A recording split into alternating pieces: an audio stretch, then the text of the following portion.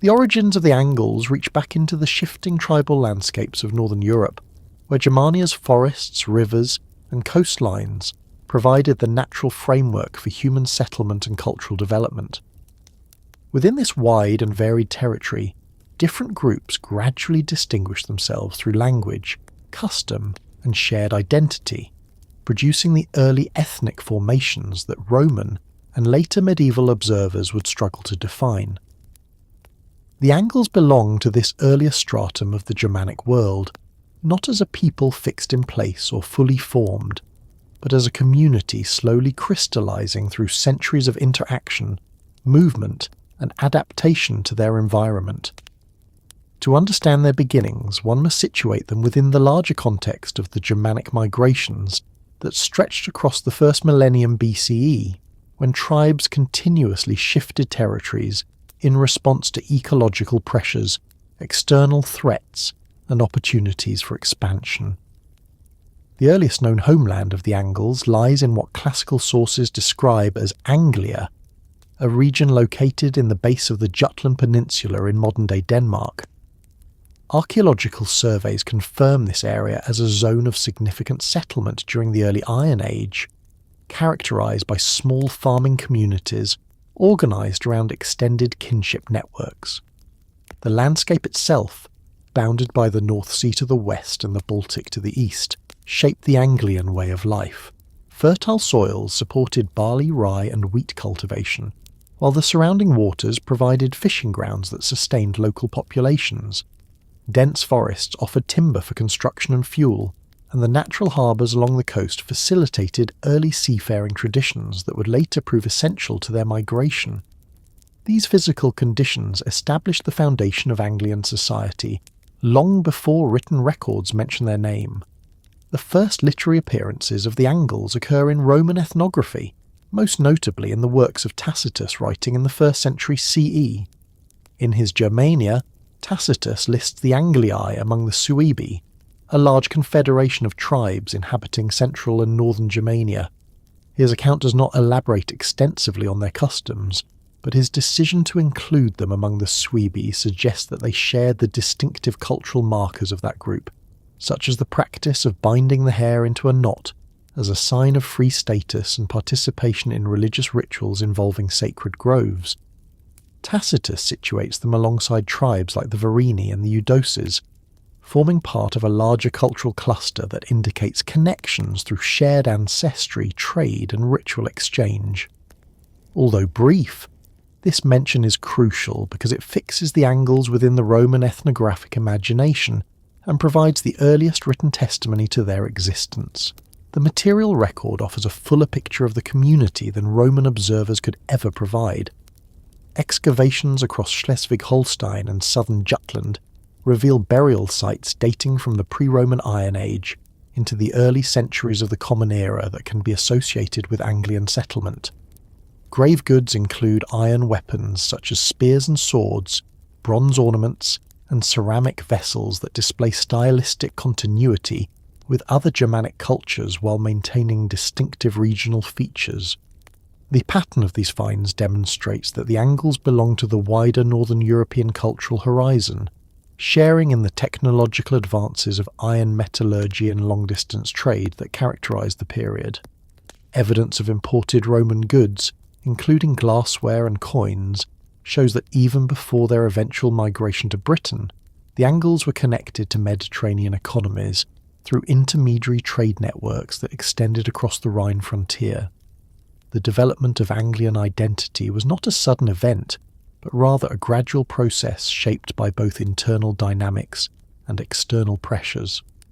As Roman power reached its zenith in the first 2 centuries CE, the tribes of northern Germania remained beyond direct imperial control, yet they felt the constant pull of Roman influence.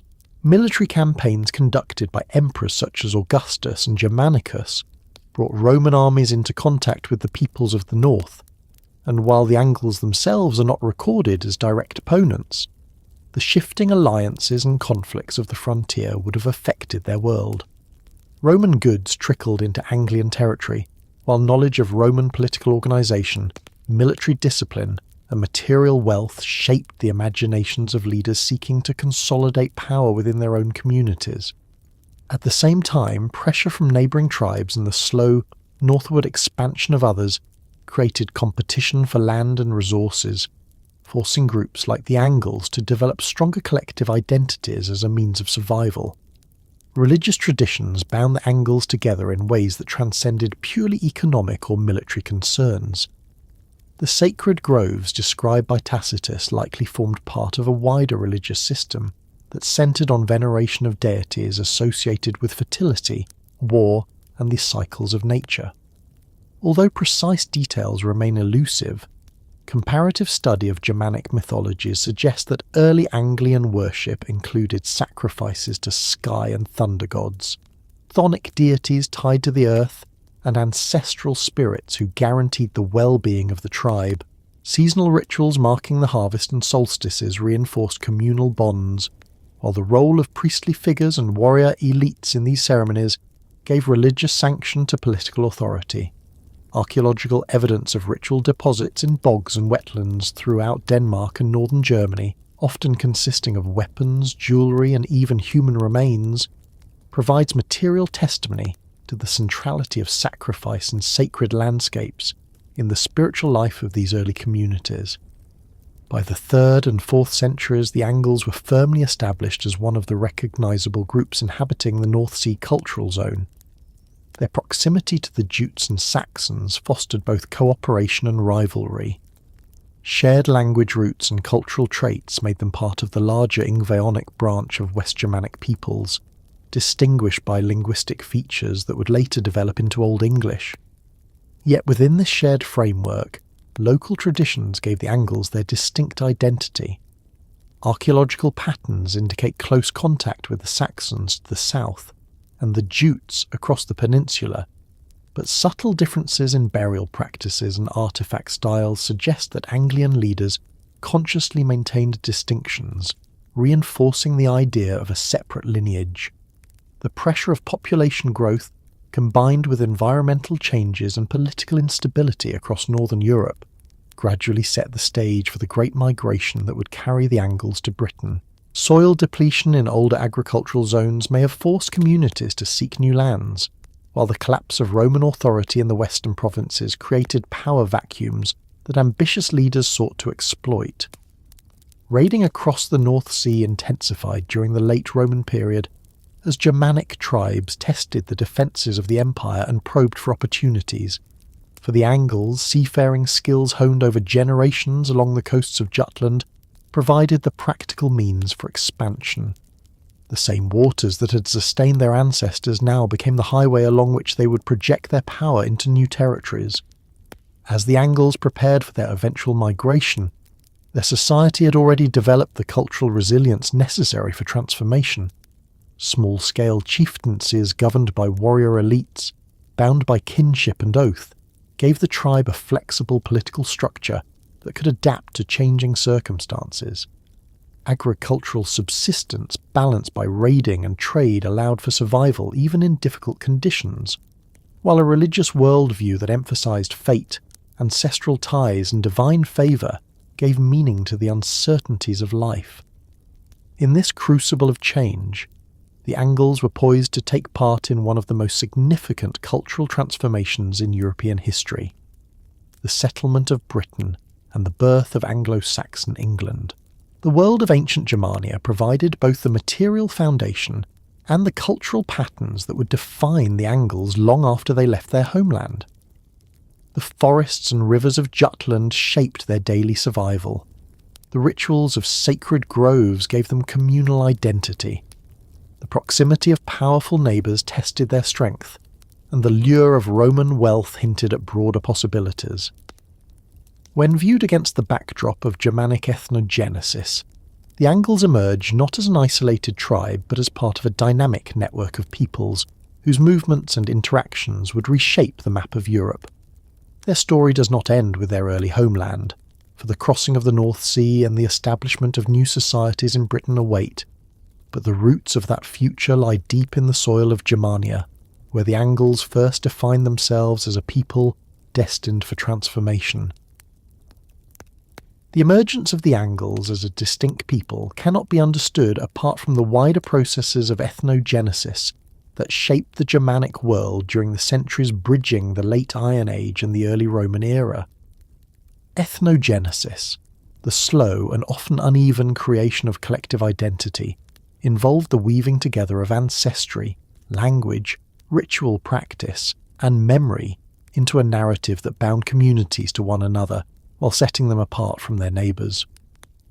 For the Angles, this process took place within the northern landscapes of Jutland and Schleswig-Holstein, where shifting alliances, migrations and interactions gradually crystallised their tribal identity. While modern notions of ethnicity seek fixed definitions, the tribal world of early Germania operated through more fluid categories, with names and identities adapting to changing circumstances. The Angles, like their contemporaries the Saxons, Jutes and Frisians, were never static. They emerged, developed, and redefined themselves in relation to the forces that shaped their world. The earliest signs of an Anglian identity are bound to both archaeological evidence and the linguistic features that set them within the Ingvaeonic branch of West Germanic. Archaeological sites from the pre-Roman Iron Age reveal material continuities that suggest a stable population maintaining common cultural practices across centuries. Settlements followed a recognisable pattern, with the longhouses serving as the primary domestic structures, their timber frames and thatched roofs providing both shelter and space for storing livestock. The organisation of these households around extended kin groups underscores the central role of family in defining identity. Within these kin groups, memory of ancestors, oral traditions and shared obligations provided the framework that later ethnographers would reduce to the simple name of a tribe. The Angles themselves may not have initially understood their identity in terms of a single ethnonym, but as a constellation of related families bound by oath, proximity, and ritual practice. Over time, these networks coalesced into a name and a people. The linguistic evidence points to the shared heritage of the Angles with other Ingvaeonic tribes.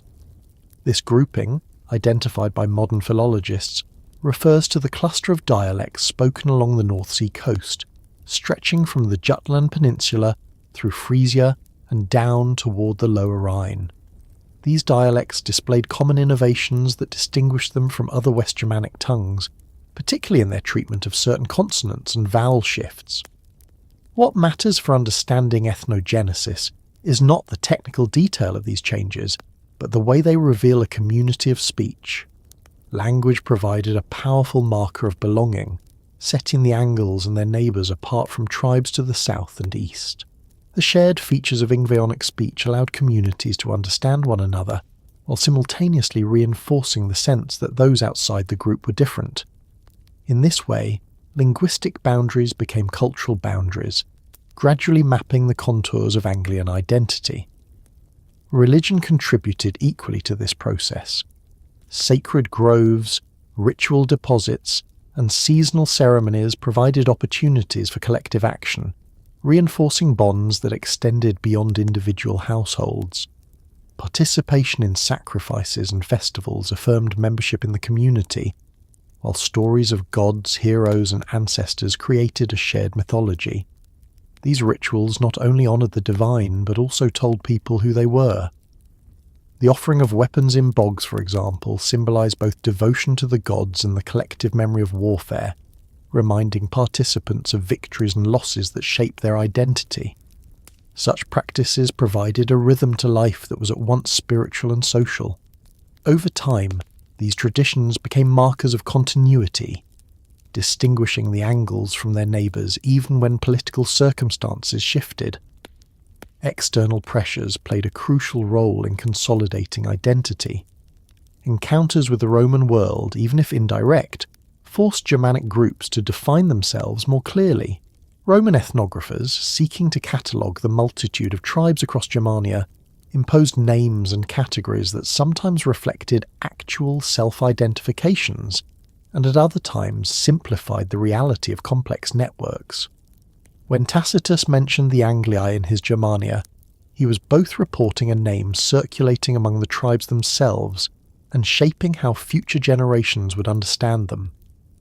Once recorded, the ethnonym acquired a weight of its own, binding communities under the label whether or not they had previously conceived of themselves so uniformly. Roman descriptions, though limited and often biased, provided an external mirror that tribes like the Angles could not ignore. In this sense, identity was both self-created and imposed, shaped by internal traditions and external recognition. Conflict and cooperation with neighbouring tribes further defined the Angles. The proximity of the Saxons created a constant dynamic of rivalry and alliance. Archaeological finds show overlapping settlement zones where cultural traits intermingled, yet distinctions were maintained. The Saxons, occupying lands to the south along the Elbe, developed reputations as fierce raiders and seafarers, while the Angles cultivated their own sense of identity rooted in Jutland's landscapes. Intermarriage, trade, and occasional conflict bound the two peoples together, reinforcing distinctions precisely because they shared so much. The Jutes to the north and east provided another point of reference, with their own distinct traditions and dialects. In this environment, identity was sharpened through constant comparison, each group defining itself against the others while acknowledging shared heritage. Kinship structures anchored this process at the most basic level. Genealogies, preserved orally and later recorded in chronicles, traced lineages back to mythic ancestors. These genealogies not only reinforced family bonds but also provided the foundation for political legitimacy. Leaders could claim authority by situating themselves within revered lineages, tying their rule to both human and divine ancestry.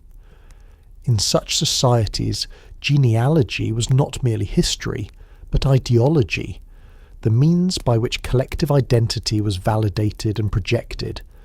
The Angles, like other Germanic peoples, employed these narratives to situate themselves within the broader fabric of their world.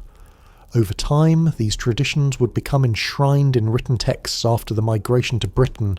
Their roots lie deep in the oral cultures of early Germania. The process of ethnogenesis was accelerated by movement. Germanic societies were not sedentary in the way later nation-states would be. Seasonal migrations, shifts in settlement, and long-distance expeditions continually reshape the map. For the Angles, expansion beyond their Jutland homeland was both an opportunity and a necessity. Archaeological evidence suggests gradual spread into Schleswig and neighbouring territories during the Roman period, as well as increased engagement in raiding across the North Sea. These movements not only extended their influence, but also brought them into new networks of interaction, forcing them to define themselves more sharply. Each migration tested the cohesion of the group, demanding that identity be strong enough to endure distance and change. Trade created another avenue for consolidation. Goods flowed through long-distance networks that connected the North Sea world to the Rhine, the Baltic, and beyond. Amber, furs, and slaves travelled southward, while Roman glass, coins, and luxury items moved north. Participation in these exchanges reinforced the sense of belonging to a broader North Sea culture, while the possession of foreign goods became a marker of prestige within Anglian society. Chiefs who could secure Roman goods through trade or plunder enhanced their authority, binding followers to them through the distribution of wealth. This economic dimension of identity reinforced social structures and gave material form to the abstract idea of belonging. Memory played a decisive role in sustaining identity across generations. Oral traditions preserved accounts of migrations, battles, and divine interventions, ensuring that each generation inherited a sense of who they were. These stories, recited in halls and around fires, became the glue that bound the community. They were not neutral recollections, but carefully curated narratives that emphasized unity, valour, and divine favour. In the process, they shaped not only how the Angles remembered the past, but also how they imagined the future. By remembering themselves as a distinct people with a shared destiny, they carried their identity forward through the uncertainties of migration and conflict. The ethnogenesis of the Angles was therefore a multifaceted process, weaving together language, religion, kinship, conflict, trade, and memory into a durable sense of belonging. It was not a single event, but a gradual accumulation of practices and narratives that gave coherence to the community. When the time came to migrate to Britain, the Angles carried with them not only their material possessions, but also this identity, forged over centuries in the landscapes of northern Germania. It gave them the cohesion necessary to settle new lands, confront new challenges, and ultimately shape the history of a future kingdom. Their story was already ancient by the time they set sail, rooted in the slow unfolding of identity across centuries of transformation. The Angles never existed in isolation, for their story was interwoven with that of the tribes who surrounded them along the coasts and river valleys of northern Europe. Among these, the Saxons, the Jutes, and the Frisians played the most important roles, both as rivals and as partners in the movements that reshaped the map of early medieval Europe. The dynamics of this tribal neighbourhood not only influenced the trajectory of the Angles, but also prepared the foundations for the shared enterprise that would eventually carry them across the North Sea into Britain. Understanding these relationships requires attention to geography, archaeology, and the testimony of early writers who struggled to distinguish between closely related peoples whose identities often blurred at the edges. The Saxons occupied the lands to the south and west of the Angles, stretching across the lower Elbe basin and extending toward the North Sea coast. Their territory overlapped with that of the Cherusci and Chauci in earlier centuries, but by the late Roman period the Saxons had emerged as a dominant force, known for their martial prowess and seafaring raids. Roman sources began to use the name Saxon, almost as a shorthand for all coastal raiders from the Germanic north, a sign of how fearsome their reputation had become. Yet behind the generalizations lay a specific people, linguistically and culturally close to the Angles, whose proximity ensured both contact and competition. The Saxons and Angles shared the Ingvaeonic dialect features, similar burial customs and overlapping material culture, but subtle distinctions persisted, reinforced by political leadership and collective memory. Archaeological finds south of the Elbe reveal distinct styles of brooches and weapon forms associated with Saxon elites, markers of identity that distinguished them even while they maintained deep ties with their Anglian neighbours. The Jutes inhabited the northern tip of the Jutland Peninsula and perhaps portions of the surrounding islands, placing them immediately adjacent to the Angles in their earliest homeland. Their close proximity ensured constant interaction, and in many respects the Jutes were the most immediate neighbours of the Angles, sharing landscapes, trade routes, and kinship links. Classical writers do not mention them as frequently as the Saxons, which has led some scholars to question the clarity of their identity, but the later Anglo-Saxon tradition consistently remembered the Jutes as one of the three major groups involved in the settlement of Britain. Archaeological surveys across northern Jutland and the island of Funen reveal distinctive burial patterns, including chamber graves and particular brooch types that mark out Jutish elites. These features suggest a community with its own traditions, closely tied to but distinguishable from the Angles. Their shared homeland fostered both cooperation and competition, as resources, territory and prestige were limited in a peninsula bounded by sea on both sides. The Frisians occupied the coastal zone stretching along the modern Netherlands and northwestern Germany, a flat landscape of tidal marshes, dunes and river mouths. Their maritime orientation shaped their culture, making them skilled sailors and traders long before the Great Migrations to Britain. Archaeological finds from Frisian settlements reveal a material culture heavily influenced by contacts with the Roman world, as Roman coins, glassware and luxury items appear in abundance. This reflects their position along the Rhine frontier, where they acted as intermediaries between the Germanic world and the Empire. Linguistically, the Frisians belonged to the same Ingvaeonic grouping as the Angles and Saxons, and their speech would eventually form the closest relative to Old English. This affinity made them both natural allies and competitors in the maritime networks of the North Sea. The shared linguistic and cultural features ensured mutual intelligibility, while the geographical separation across the marshes and waters gave each group space to cultivate its own identity. The relationships among these four peoples, Angles, Saxons, Jutes, and Frisians were defined by both commonalities and distinctions. Their material culture reveals overlapping traditions in weaponry, jewellery, and domestic architecture, reflecting shared technological innovations and frequent interaction. Longhouses with central hearths and attached byres appear across all their territories, demonstrating a common solution to the challenges of Northern European farming life. Burial practices, though varying in detail, display a shared emphasis on warrior equipment and personal ornament as markers of status, suggesting similar values around honour, kinship, and martial identity. These parallels made them recognisable to each other as related peoples, part of a broader North Sea cultural zone. Yet within these similarities lay the seeds of distinction. Each group maintained specific traditions and cultivated separate genealogical memories that reinforced boundaries. Leaders asserted authority by emphasizing ancestral descent from legendary figures, shaping narratives that positioned their people as distinct branches of a larger Germanic family tree. The Saxons traced their identity to fierce warrior traditions, projecting themselves as the defenders of independence against external domination. The Jutes claim the northern peninsula as their homeland, tying their identity to specific landscapes and sacred sites. The Frisians, with their maritime orientation, emphasised trade and seafaring skills that gave them a role as intermediaries between cultures. The Angles, by defining themselves in contrast to all of these, forged their own path, rooted in the landscapes of southern Jutland but always looking outward toward the opportunities of migration and expansion. Interactions among these groups often took the form of shifting alliances.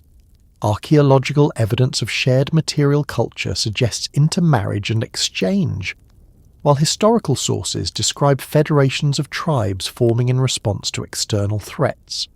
The Roman Empire loomed large in this process, for the military campaigns and defensive measures along the Rhine and North Sea forced the northern tribes to adapt.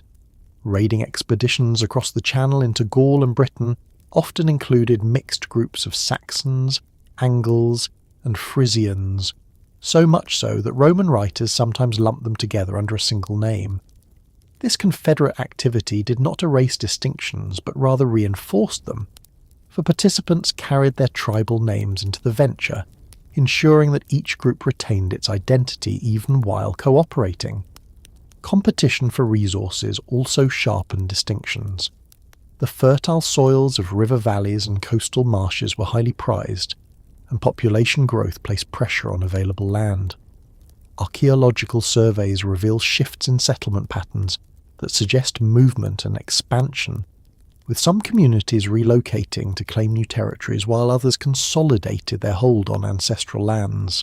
These pressures likely provoked conflict, remembered in oral traditions as battles between neighbouring tribes.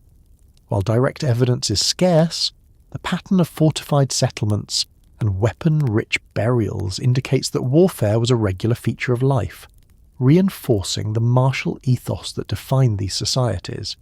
In such contexts, tribal identity became a rallying cry, the banner under which men fought to defend land, kin, and honour. The maritime orientation of these peoples further shaped their relationships. The North Sea and its adjoining waters were not barriers but highways, enabling constant contact across coasts and islands. Archaeological finds of identical brooches and pottery styles on both sides of the sea demonstrate this connectivity. For the Angles, the proximity of the Jutes to the north and the Frisians to the southwest meant that seaborne travel linked them to neighbours as much as to distant lands. Raiding and trading blurred into one another, as expeditions that began as warfare often turned into opportunities for exchange, and trading voyages could easily become armed confrontations. This duality characterised the maritime culture of the North Sea world, where mobility was both a tool of survival and a means of projecting identity. Roman observers, struggling to categorise this complex web of relationships, often collapsed distinctions. The term Saxons became especially elastic, used in late Roman sources to describe virtually all raiders from the northern coasts, regardless of their actual tribal affiliation. This tendency obscures the specific roles of the Angles, Jutes and Frisians, making it difficult to disentangle their contributions to the raids that troubled Roman Britain in the 3rd and 4th centuries. Yet the persistence of their names in later traditions suggests that these identities remained real to the people themselves. The Angles knew who they were, even if Roman chroniclers did not always distinguish them accurately. The very survival of their name into the medieval period, when they would give their identity to England, demonstrates the strength of their self-conception amid the shifting categories of outsiders. Kinship links across tribal boundaries added another layer of complexity. Marriage alliances between elite families created bonds that could transform rivals into allies, at least temporarily. These connections were reinforced through gift exchange, feasting, and shared participation in ritual. Archaeological finds of elite burials containing exotic goods suggest that leaders cultivated wide networks of alliance, using material display to reinforce their status and extend their influence. Such practices blurred strict tribal boundaries, creating a web of overlapping identities in which an individual might claim descent from multiple lineages across the Angles, Saxons, Jutes, and Frisians. Yet even within this web, distinct ethnonyms persisted, demonstrating the resilience of these categories in shaping collective memory. The cumulative effect of these interactions was to create a dynamic North Sea cultural zone, in which the Angles occupied a central position. Surrounded by powerful neighbours, they were constantly negotiating their identity, borrowing from others while asserting their own distinctions. This crucible of interaction forged a people capable of both adaptation and cohesion, qualities that would prove essential when the Great Migrations began. The Saxons contributed a martial ethos and reputation for seafaring raids. The Jutes offered close kinship and shared homeland traditions, and the Frisians embodied the maritime trade networks that connected the region to the wider world. The Angles absorbed and responded to all of these influences, shaping their own trajectory in dialogue with their neighbours. When the time came to cross the North Sea, it was not the Angles alone who embarked on the venture, but a coalition of related peoples. The memory of their neighbours was carried with them into Britain, preserved in the traditions that spoke of Saxons, Jutes and Angles settling side by side. The enduring presence of these names in the later chronicles demonstrates how deeply the relationships of the homeland continued to shape identity in the new lands. To understand the migration, one must first recognise that it was born out of the dense network of interactions among these northern tribes, whose constant interplay produced the cultural energy that propelled them across the sea. The story of the Angles cannot be told only through the scattered remarks of Roman writers or the distant echoes of later chronicles, for the material record buried beneath the soil of their homeland provides the most direct evidence of their presence and way of life. Archaeology reveals not only the outlines of their settlements and the goods they produced, but also the values they held, the rituals they performed, and the connections they forged across the North Sea world. The Jutland Peninsula and the surrounding regions of Schleswig-Holstein preserve a layered archive of artifacts, graves, and architectural remains that allow us to reconstruct the fabric of Anglian life before the migrations carried them to Britain. In this landscape, the traces of longhouses, burial grounds, hoards, and ritual deposits tell the story of a people rooted in their environment, adapting to changing circumstances and preparing, often unconsciously, for the transformations that lay ahead. The settlement patterns of early Anglian communities provide one of the clearest windows into their daily existence. Excavations across southern Jutland reveal clusters of longhouses organised into small farming villages. These structures, typically rectangular with timber frames and wattle and daub walls, served multiple purposes, housing both families and livestock under one roof. The design reflects a society deeply integrated with the rhythms of agriculture and animal husbandry, where warmth, security and labour were shared across human and animal occupants. Hearths provided not only heat, but also the symbolic centre of the household, around which families gathered and oral traditions were transmitted. Storage pits nearby contained grain and other agricultural produce, evidence of a subsistence economy that nonetheless generated surpluses sufficient to support social differentiation. The placement of these villages near rivers and fertile soils underscores the careful adaptation of the Angles to their environment, balancing access to arable land with proximity to water routes that connected them to broader networks. Burial grounds provide another crucial perspective, for the way the Angles treated their dead reveals much about how they understood life, status, and the afterlife. Archaeologists have uncovered cemeteries in southern Jutland that display a variety of burial practices, including both inhumation and cremation. Grave goods range from simple ceramic vessels to elaborate weapon sets, suggesting that social hierarchies were already firmly established. Male burials often contained spears, shields, and swords, marking the importance of the warrior role within society. Female burials frequently include brooches, beads, and textile tools, indicating both the social significance of domestic production and the symbolic weight carried by women in sustaining lineage and household. Some graves contain imported Roman goods such as glassware, coins, or bronze vessels, testifying to the connections that link the Anglian homeland to distant markets.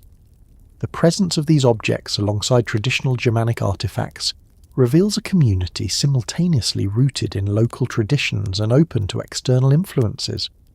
Particularly striking are the so-called weapon burials, in which men were interred with full sets of martial equipment. These graves not only honoured the deceased but also served as public declarations of status, projecting the power and prestige of the family. The placement of weapons within the grave suggests a belief that the warrior identity extended beyond death, that martial honour defined a man even in the afterlife.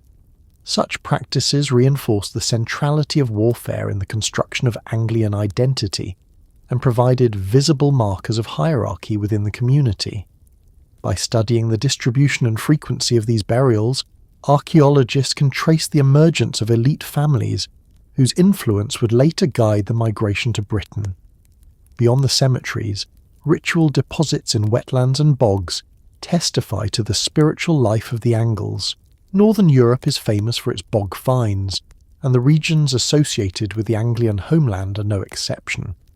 Weapons, jewellery, and occasionally human remains have been recovered from these watery contexts, often preserved in remarkable condition by the anaerobic environment. Such deposits were not accidental losses, but deliberate offerings to the gods, placed in liminal spaces where water, earth, and sky met.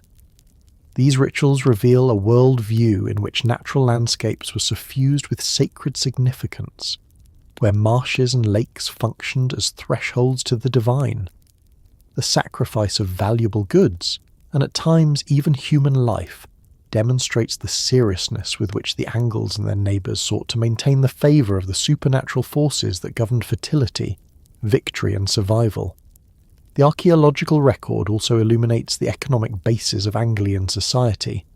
Excavated settlements reveal evidence of cereal cultivation, animal husbandry and craft production. Barley, wheat and rye formed the staple crops, while cattle, sheep and pigs provided meat, hides and wool. The presence of rotary querns indicates the processing of grain into flour, and textile tools such as spindle whorls and loom weights attest to the importance of weaving in domestic production. Metallurgical evidence, including slag heaps and furnaces, reveals local production of iron tools and weapons, essential for both agriculture and warfare. These activities were not isolated but embedded within regional and long-distance trade networks. Amber from the Baltic, prized throughout the Roman world, passed through Anglian territories, while Roman goods travelled northward in exchange for raw materials and slaves.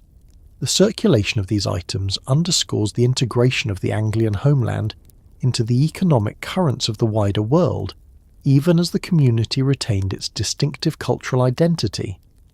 One of the most striking aspects of the archaeological record is the evidence for contact with the Roman Empire.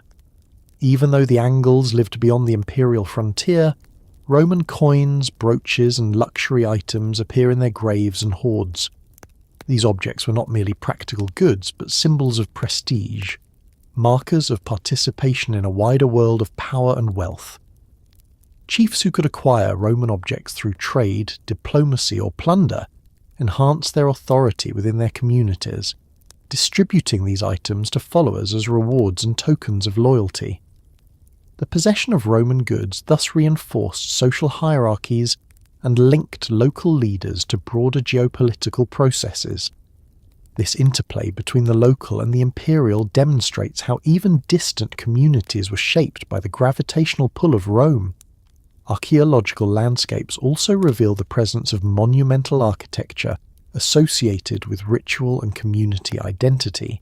Traces of large halls, larger than ordinary longhouses, suggest spaces used for communal gatherings, feasting, and the exercise of leadership. These halls provided the physical setting for the performance of oral traditions, the negotiation of alliances, and the display of wealth. Feasting rituals, reconstructed through animal bone assemblages found at these sites, underscore the centrality of generosity and elite power. Leaders cemented their status not only through martial prowess, but also by hosting lavish banquets where food, drink, and gifts reinforced bonds of loyalty. Such practices foreshadow the central role that halls would play in the later Anglo-Saxon world, immortalised in literary works like Beowulf, where the hall became the symbolic heart of the community. The distribution of archaeological sites across the Anglian homeland reflects the interplay of environment and society. Settlements clustered along river valleys and fertile plains, while coastal sites provided access to maritime networks. The balance between inland farming communities and coastal trading hubs illustrates the dual orientation of Anglian society, simultaneously rooted in agriculture and oriented toward the sea. This duality would prove decisive in the centuries to come, as the Angles drew upon their seafaring traditions to launch the migrations that reshaped Britain. Archaeological surveys of harbours, landing places, and coastal settlements provide glimpses into this maritime dimension, with evidence of boat building, fishing, and long-distance exchange. Hoards offer yet another perspective on the Anglian world. Deposits of jewellery, weapons, and coins buried in the ground, often never retrieved, raise questions about the circumstances of their concealment. Some may represent ritual offerings, placed as gifts to the gods in hope of favour. Others may reflect emergency hoards, hidden during times of conflict or instability. The presence of Roman coins in such deposits highlights the volatility of the late Roman period, when wealth circulated rapidly, but insecurity often prevented its long-term enjoyment. These hoards freeze moments of crisis and devotion, leaving behind silent witnesses to the turbulence that shaped Anglian society. The artistic traditions preserved in artefacts provide insight into the symbolic world of the Angles. Brooches, buckles, and decorative objects display intricate designs, often involving geometric patterns and stylized animal motifs. These designs were not mere decoration but encoded meanings related to identity, status, and cosmology. The repetition of certain motifs across the Anglian homeland suggests shared symbolic systems, while regional variations demonstrate local creativity. The craftsmanship evident in these objects attests to the skill of artisans who worked in bronze, iron, and occasionally precious metals, producing goods that circulated within networks of gift exchange and trade. These artistic expressions would later evolve into the elaborate metalwork of Anglo-Saxon England, but their roots lie in the workshops of Jutland and Schleswig-Holstein. Taken together, the archaeological traces of the Anglian homeland paint a picture of a society both deeply traditional and dynamically engaged with the wider world. Small farming villages, weapon-rich burials, ritual deposits, and imported Roman goods all testify to a community balancing continuity and change. The Angles were not an isolated tribe on the fringes of Europe, but active participants in networks of trade, warfare, and cultural exchange that spanned the continent. Their identity was reinforced through daily practices, sacred rituals, and social hierarchies, all embodied in the material remains that survive beneath the soil. As the centuries passed, these patterns of life were gradually transformed by increasing population pressure, environmental challenges, and the opportunities presented by the weakening of Roman authority in the West. The archaeological record shows signs of intensified maritime activity, larger settlements, and shifting burial practices, all of which point to a society preparing, whether deliberately or not, for expansion beyond its homeland. The Angles were rooted in Jutland, but their archaeological legacy reveals a people already oriented toward movement, already testing the waters of the North Sea, already imagining possibilities beyond the horizon. The soil of their homeland preserves their beginnings, but the story was destined to continue on distant shores, where new landscapes would bear the imprint of their identity and memory. The spiritual world of the Angles before their conversion to Christianity was one woven into every aspect of daily life, for religion was not a separate sphere but an inseparable part of how they understood the land, the seasons and the bonds of kinship.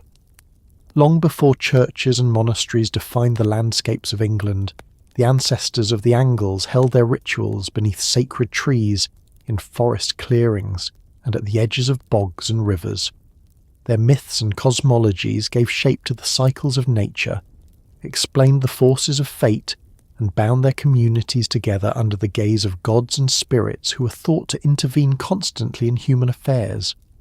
Archaeology, comparative mythology, and the testimony of later sources allow us to piece together the outlines of this pre-Christian worldview, giving us glimpses into a cosmos alive with divine presence. At the heart of early Anglian religion lay the veneration of deities associated with natural forces, war, fertility, and protection. Although direct records from the Angles in their continental homeland do not survive, their beliefs can be reconstructed through parallels with wider Germanic traditions and the survival of Old English sources that retain echoes of earlier myths. Chief among their gods was Woden, known later as Odin in Norse mythology, a figure associated with wisdom, battle, and the power of fate. His cult was widespread across the Germanic world, and among the Angles he likely functioned as the supreme deity, invoked by rulers seeking legitimacy and warriors seeking victory. Traces of his importance linger in the genealogies of Anglo-Saxon kings, who often claim descent from Woden as a means of sanctifying their authority. This divine ancestry anchored rulership in sacred time, ensuring that leadership was never merely political, but also religious. Alongside Woden stood other powerful deities. Thunor, later remembered as Thor, embodied the force of the storm and the defence of the community. His hammer or axe symbolised not only destructive power, but also protection against chaos, ensuring fertility of the land and security in war. The regularity of thunder and lightning would have made him a visible and audible presence in the lives of early agriculturalists, a god who reminded them of his might whenever storms swept across Jutland skies. Tiw, the god of war and justice, held a prominent role as well, his very name surviving in the modern word Tuesday. His cult represented the values of courage, honour and oath-keeping, central to the warrior culture of the Angles. Freya and Frigg, associated with fertility, love and domestic prosperity, were venerated in ways that tied divine favour directly to the cycles of family life and reproduction. These deities formed part of a pantheon that structured Anglian society, giving divine sanction to every aspect of existence from battle to harvest. The ritual practices through which the Angles honoured their gods reveal the deep integration of religion into the natural landscape. Sacred groves played a central role, described by Roman ethnographers as places where Germanic tribes conducted ceremonies and sacrifices. These groves, often marked by ancient trees or clearings within dense forests, were not constructed temples but sanctuaries of nature itself. Here, sacrifices of animals, weapons, and sometimes humans were offered to the gods, accompanied by prayers and chants that have not survived, but which structured the rhythm of communal devotion. Wetlands, bogs and rivers also served as sacred sites. Archaeological discoveries of weapons and valuables deliberately deposited in watery contexts attest to a belief in these places as liminal zones where offerings could reach the divine.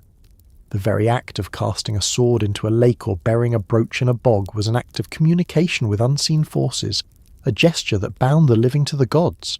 The worldview that underpinned these practices can be reconstructed from the fragments of mythology that survived into later times. Like other Germanic peoples, the Angles likely imagined the cosmos as divided into multiple realms connected by a central axis, often envisioned as a great tree.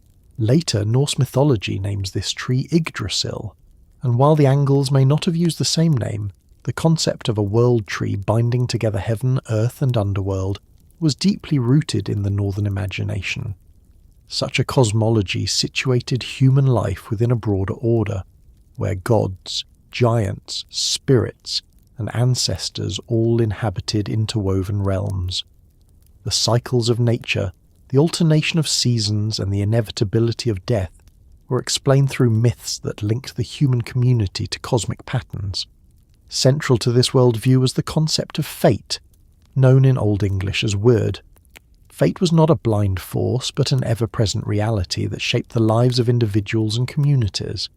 The Angles believed that destiny was woven, often envisioned as the work of supernatural female beings who determined the course of life. This belief did not negate human action, but framed it within a larger tapestry, where courage, loyalty, and sacrifice could achieve honour even in the face of inevitable death. The warrior's willingness to face battle despite knowing the risks was grounded in this acceptance of wyrd. In a world governed by fate, the measure of a person lay in how they met the destiny allotted to them, a value that would continue to shape the heroic ethos of Anglo-Saxon England. Ancestral worship formed another vital strand of pre-Christian religion. The dead were not seen as gone, but as active presences who could influence the living. Burial rituals, grave goods, and periodic ceremonies at ancestral sites all attest to the belief that the spirits of forebears continue to watch over their descendants. These spirits offered protection, but also demanded respect, for neglecting them could invite misfortune. Kinship was thus both a social and spiritual bond, binding the living to the dead and ensuring continuity across generations. In this way, religion was not only about gods in distant realms, but about maintaining right relationships with ancestors whose memory anchored the community in sacred time. Seasonal festivals structured the ritual calendar, aligning human activity with the cycles of nature. While exact details remain uncertain, comparative evidence suggests celebrations at the solstices and equinoxes, as well as festivals marking planting and harvest. These occasions combined sacrifice, feasting, and communal gathering, reinforcing social bonds while honouring divine powers. The rhythms of agriculture were given cosmic significance, ensuring that the fertility of fields and livestock was not merely a matter of practical labour, but of religious devotion. These festivals tied the people to their land in ways that transcended economics, embedding every harvest and every birth within a sacred order. Shamans, priests, or ritual specialists mediated between humans and the divine.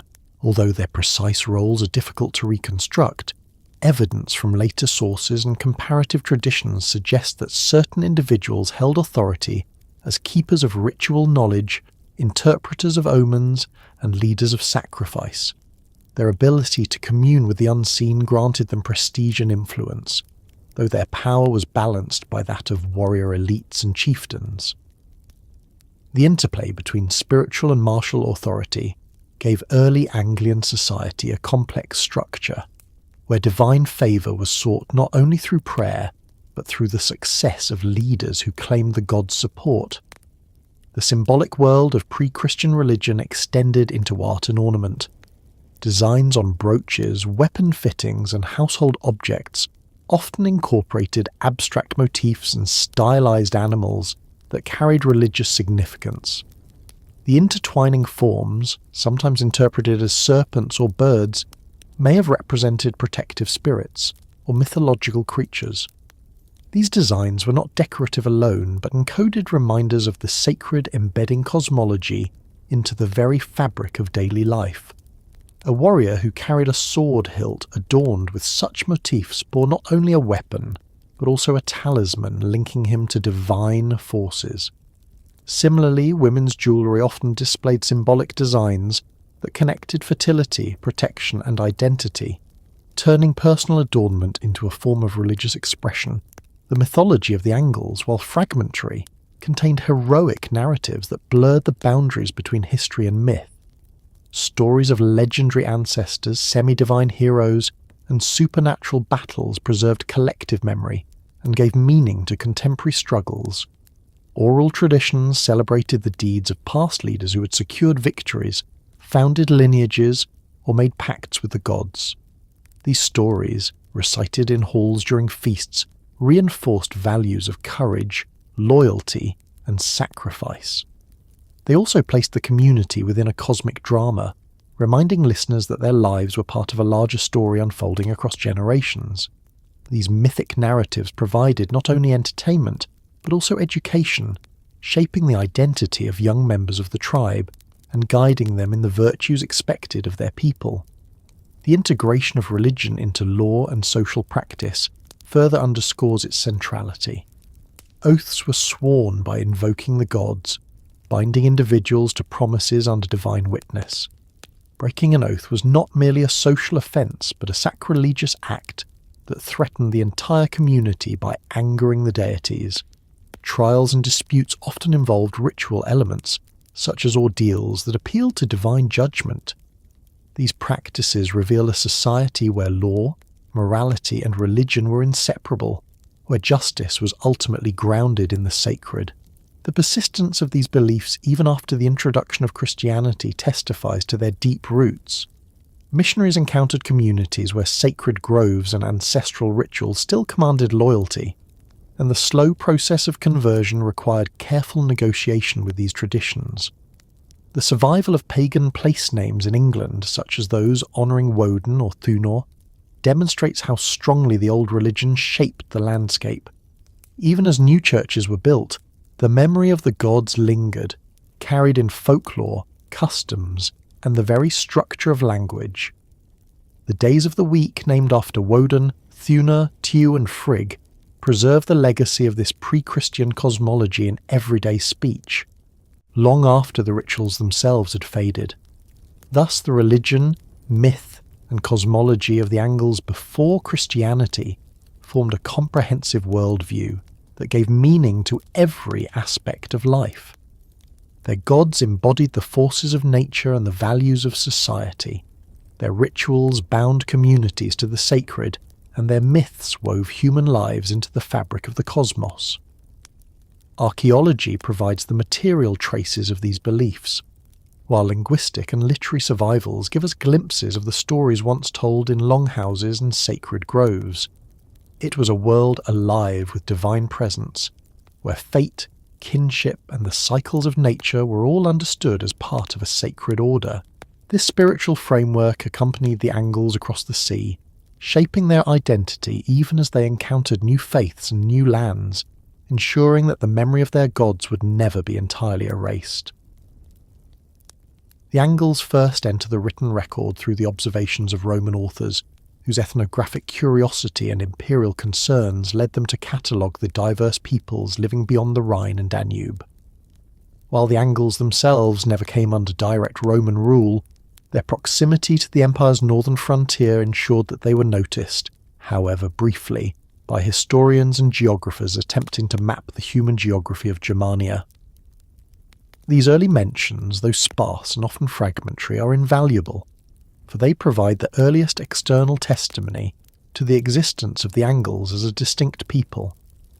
When combined with archaeological evidence, they allow us to situate the Angles within the larger historical drama of Rome's rise, expansion, and gradual decline, a drama that created both challenges and opportunities for the tribes of northern Europe. The most important early reference appears in the work of Tacitus, a Roman senator and historian writing at the end of the 1st century CE. In his ethnographic treatise Germania, Tacitus sought to describe the customs, lands and identities of the peoples living across the empire's northern frontier. His account, though shaped by Roman preconceptions, remains one of the most detailed sources on early Germanic societies. Among the long list of tribes he names are the Angliae, whom he places alongside the Verini, Eudoces, Suadones and Nuithons, noting that they worship together in sacred groves. This brief mention situates the Angles firmly within the Suebic cultural complex, one of the major divisions of Germania according to Roman ethnography.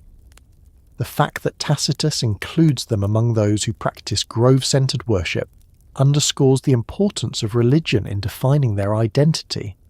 Though he provides little detail, the very presence of the Angles in this Roman catalogue demonstrates that by the 1st century they had achieved sufficient prominence to be recognised beyond their own homeland. Tacitus's description must be understood in context. Roman ethnography often relied on second-hand reports from traders, soldiers, or envoys, combined with literary stereotypes about barbarian peoples. His purpose in writing Germania was not merely descriptive, but also moralising, contrasting the supposed simplicity and virtue of the Germanic tribes with the decadence of Rome. As a result, his portrayal emphasises collective religious practices and martial values while omitting details of daily life. Nevertheless, his recognition of the Angles shows that their identity was already established enough to be transmitted across tribal and imperial boundaries. For modern historians, this passing reference provides a crucial anchor point, confirming that the Angles were not a later invention of medieval chroniclers, but a real community known to Rome. Subsequent Roman authors built upon this initial mention, though references remain sparse. The geographer Claudius Ptolemy, writing in the 2nd century, produced a map of Germania in his Geographia, where he located the Angles along the base of the Jutland Peninsula. His placement of them to the east of the Saxons corresponds well with archaeological evidence for Anglian settlements in that region. Ptolemy's work, though limited by the accuracy of ancient cartography, corroborates Tacitus by giving the Angles a distinct place on the map of northern Europe. The consistency of these sources strengthens the case for their presence in the area later remembered as Anglia. For the Romans, this region lay at the edges of reliable knowledge, beyond the limes yet connected through trade routes and occasional diplomatic contact. The fact that Ptolemy felt confident enough to include the Angles suggests that their existence was widely recognised by those familiar with the North Sea world. As the centuries progressed, Roman encounters with the peoples of northern Germania intensified, though the Angles themselves are rarely singled out. From the 3rd century onward, Roman sources increasingly referred to Saxons as the primary raiders along the northern coasts. Yet this usage often functioned as a blanket term for a variety of tribes, including Angles and Frisians, who participated in maritime raids across the North Sea.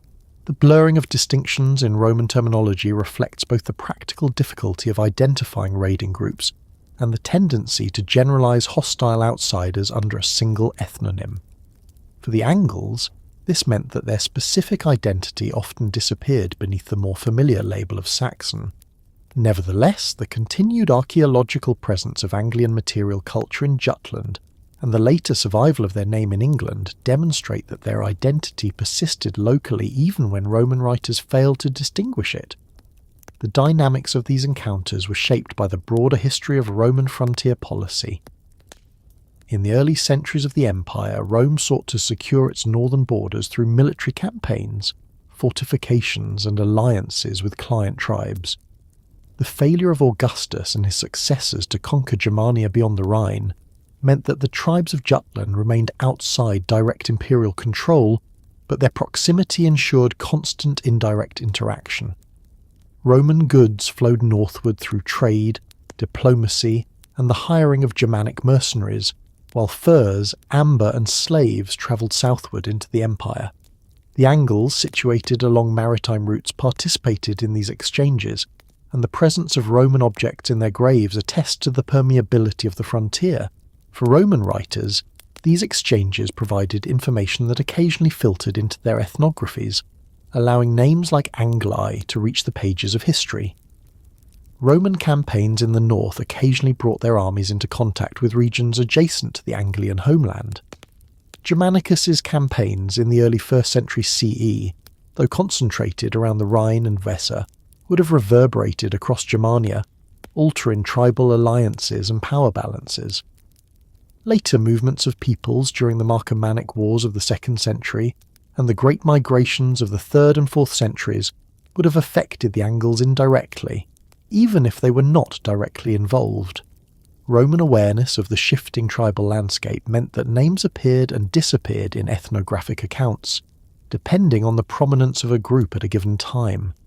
The Angles, while not among the most frequently mentioned, nonetheless remained on the Roman horizon, their identity preserved through scattered but consistent references. The significance of these early mentions lies not only in their content, but in what they reveal about the process of identity formation. The Angles became part of the Roman ethnographic imagination at the same moment that they were consolidating their own sense of collective identity. The act of being named by an outsider contributed to the durability of the ethnonym, reinforcing internal cohesion by projecting their existence into the broader world. Roman recognition validated and perpetuated the idea of the Angles as a distinct people, even when their specific role in imperial affairs was limited. This external acknowledgement, combined with internal traditions of genealogy and ritual, ensured that the Angles entered the historical record as more than just another anonymous tribe. These encounters also shaped the material culture of the Angles.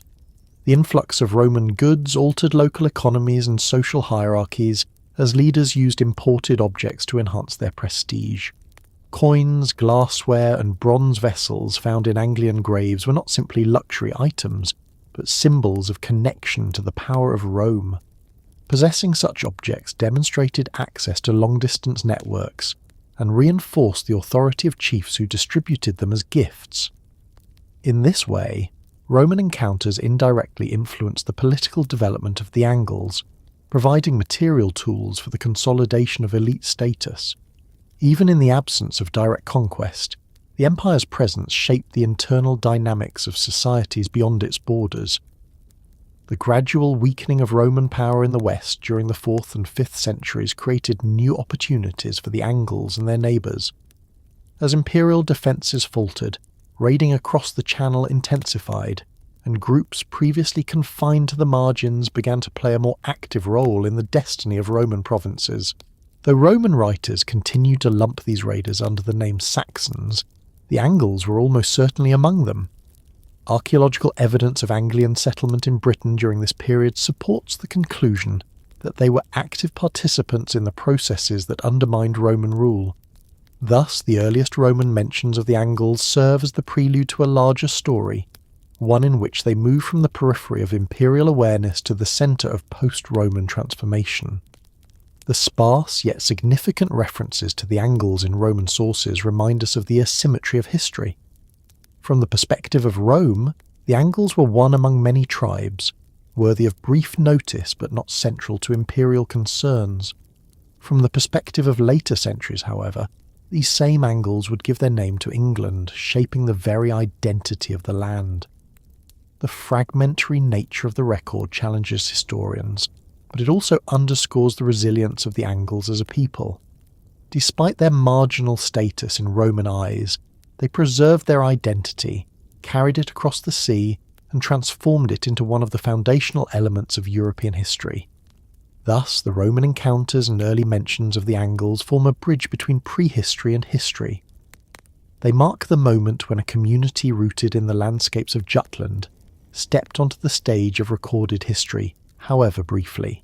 Tacitus and Ptolemy provide the first external witnesses to their existence, while the material record reveals the deeper realities behind those fleeting words.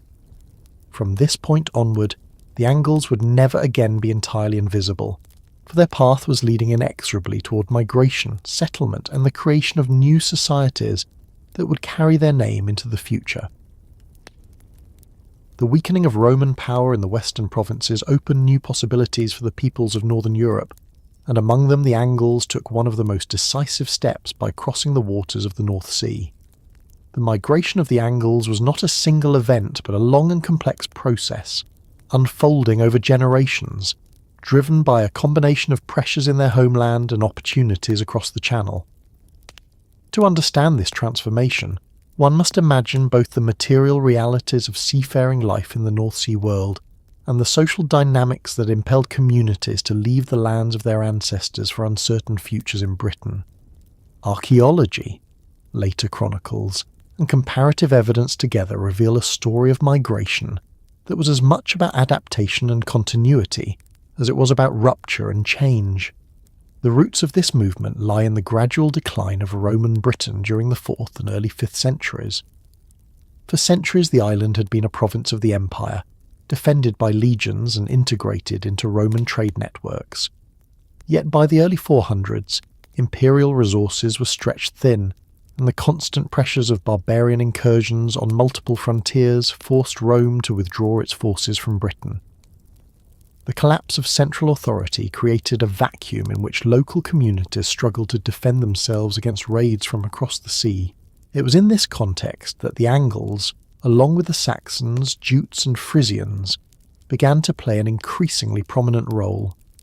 What had begun as sporadic raiding expeditions grew into sustained migrations, as groups of settlers crossed the sea not merely to plunder, but to establish new homes. The motivations driving the Angles to leave their Jutland homeland were varied.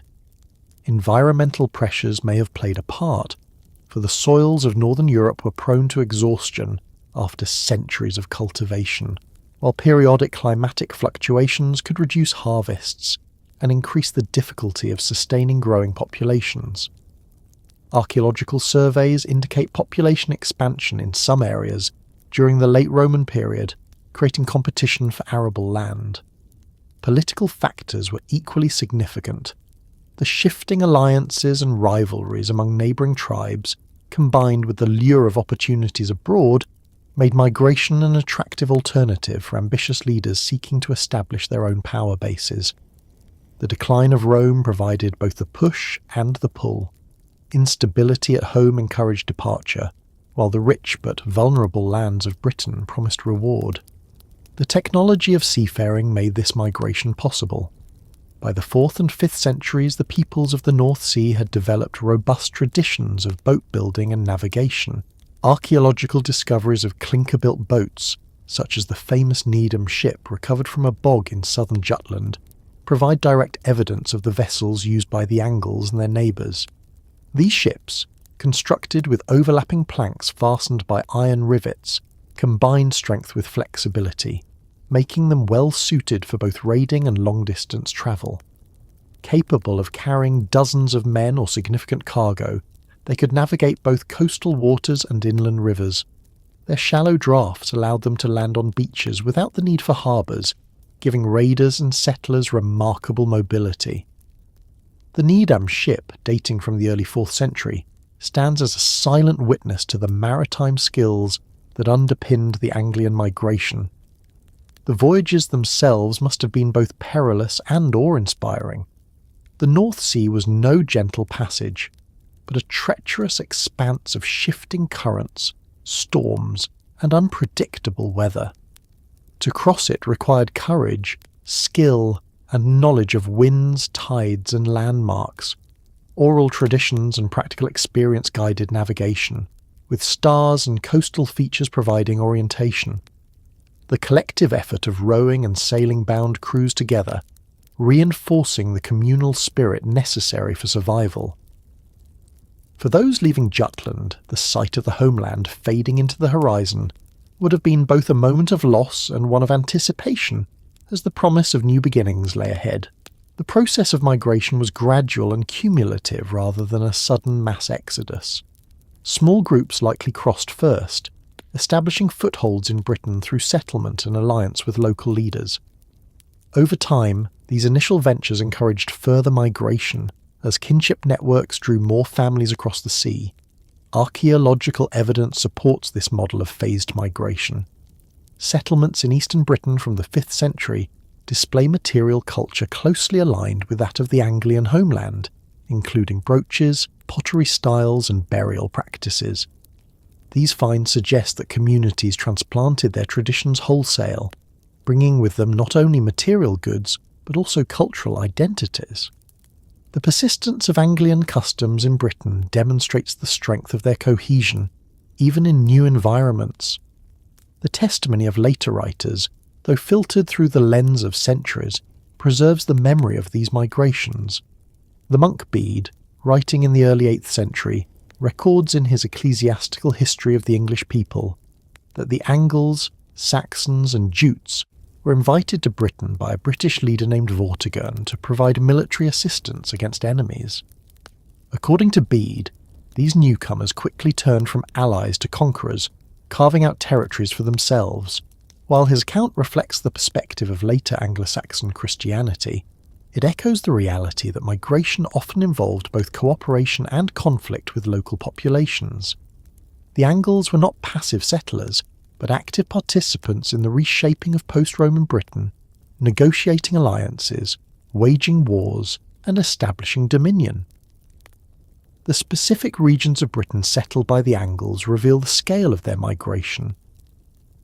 Archaeological and linguistic evidence places them primarily in eastern and northern parts of the island, especially in East Anglia, Mercia and Northumbria. The very names of these kingdoms preserve the memory of their origins, with East Anglia directly commemorating the Angles. Place names across these regions display Germanic linguistic features, further confirming the presence of Anglian settlers.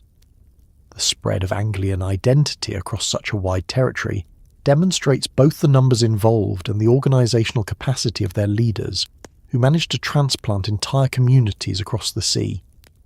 The cultural impact of the Anglian migration was profound. In Britain, they encountered the remnants of Roman civilization, ruined towns, abandoned villas, and surviving Romano-British communities. While some interaction undoubtedly occurred, the archaeological record suggests that the newcomers often established their own settlements rather than assimilating into existing ones. Wooden halls and villages replaced stone towns, and cremation cemeteries spread across the landscape. These practices signalled the assertion of a new cultural order, one that carried the traditions of Jutland into the heart of Britain. The fusion of old and new produced the distinctive society that would later be known as Anglo-Saxon England. The migration also transformed the political landscape. In the absence of Roman authority, power was fragmented among local warlords and tribal leaders. The arrival of the Angles introduced new players into this contest, whose military strength and cohesion allowed them to carve out substantial territories. Over time, these holdings coalesced into kingdoms that became the foundations of medieval England. The Angles thus played a decisive role not only in the demographic reshaping of Britain, but also in the creation of new political structures that would endure for centuries. The memory of the migration persisted in oral tradition, shaping the identity of the Angles in their new homeland. Stories of voyages, battles, and legendary leaders circulated in halls and were later written down in chronicles and poetry.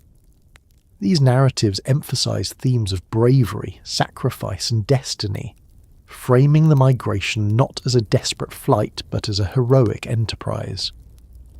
The crossing of the sea became a foundational myth, linking communities to their ancestral homeland while legitimizing their presence in Britain. Even centuries later, the claim of descent from those who had come across the sea remained a source of prestige and identity.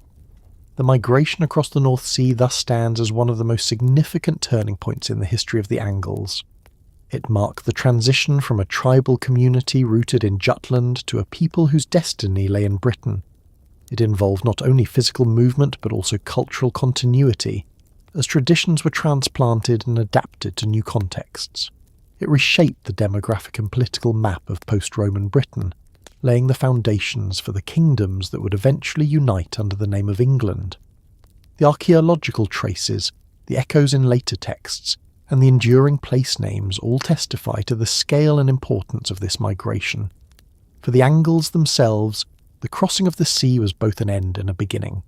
It marked the conclusion of centuries of life in their ancestral homeland and the start of a new chapter, in which they would become one of the defining peoples of early medieval Europe.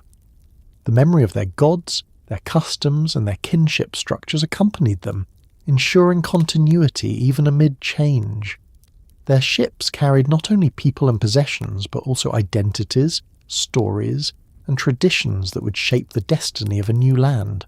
The waters of the North Sea, once a boundary, became the bridge across which the Angles transformed themselves from a tribe of Germania into a people whose name would forever be tied to England. When the Angles established themselves on British soil, the crossing of the sea gave way to the harder work of settlement, a process far more complex and enduring than the voyages that carried them there. Migration alone does not secure permanence, for communities must translate mobility into rootedness, and the Angles did so by carving villages, farms and kingdoms out of the fractured landscape of post-Roman Britain. This was not the simple replacement of one population by another, but a long and uneven negotiation with the land itself, with the surviving Romano-British inhabitants and with rival migrant groups who shared the island with them. Over time, the settlement of the Angles laid the foundation for political, linguistic and cultural transformations so profound that they would reshape the very identity of Britain. The Britain that greeted the Angles was no empty land. The Roman withdrawal had left behind towns, villas, roads and fortifications, many in ruin but still visible as reminders of a past order. Local Romano-British communities persisted, maintaining elements of Roman culture and Christianity, even amid political fragmentation. These communities occupied fertile valleys, hill forts, and remnants of Roman estates, defending themselves against incursions as best they could.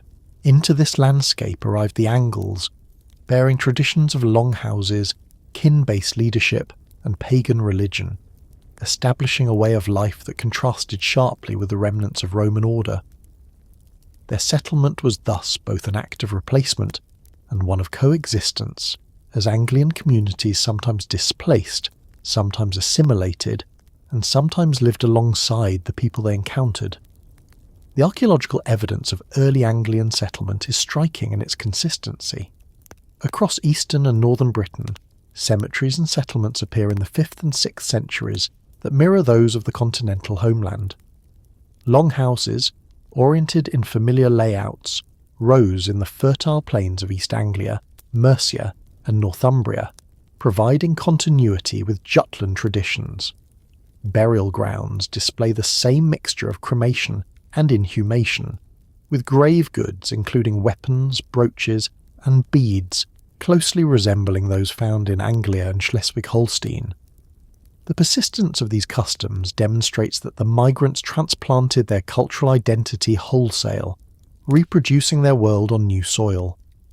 The replication of continental traditions was not accidental, but deliberate, for maintaining continuity helped sustain cohesion amid the uncertainties of migration. The distribution of Anglian settlements across Britain reveals both the scale of the migration and the political ambitions of its leaders. East Anglia, with its fertile soils and proximity to continental routes, became one of the principal centres of Anglian settlement, its very name preserving the memory of the migrants' origins. Mercia, further inland, grew as a powerful kingdom controlling the heartlands of the island, while Northumbria emerged as a vast dominion stretching from the Humber to the Forth. These regions formed the core of Anglian influence, though smaller communities appear across other areas, often intermingled with Saxon or Jutish groups. The spread of Anglian identity across such wide territories suggests that migration was not limited to raiding bands or isolated families, but involved substantial numbers and coordinated efforts by leaders who sought to establish lasting dominion. The transformation of the landscape was both physical and cultural. Roman towns, already in decline, were often abandoned or repurposed. The Angles showed little interest in maintaining urban life, preferring rural settlements organised around kinship groups. Fields were cleared, villages expanded, and new agricultural regimes established. The introduction of new farming practices, combined with the existing fertility of the land, allowed for population growth and stability.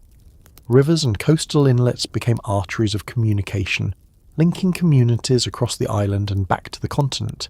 In this rural world, the Angles felt at home, for it reproduced the rhythms of life they had known in their homeland, even as the Roman ruins crumbled silently nearby. Relations with the surviving Romano-British population were varied. In some areas, evidence suggests violent displacement, as cemeteries abruptly shift in style and settlements change hands. In others, continuity hints at coexistence, with Romano-British traditions blending into the new order. Linguistic evidence suggests that the native Celtic languages persisted for centuries in Western Britain and in pockets of the East, but over time they gave way to Old English, the language of the Angles and their kin. This linguistic shift demonstrates the cultural dominance of the migrants, whose language became the common tongue of new generations. Christianity, maintained among the Romano-British, survived in enclaves, but the pagan traditions of the Angles and their neighbours initially set the religious tone of settlement. Only later would missionaries from Roman Ireland bring Christianity back into dominance, reshaping the spiritual life of the island. The establishment of political authority was a central aspect of settlement. Anglian leaders, often remembered in genealogies as descendants of gods like Woden, asserted control over territories by building halls, distributing wealth, and leading warriors in battle. These chieftains transformed migration into kingdom building, forging polities that eventually became the great realms of early England.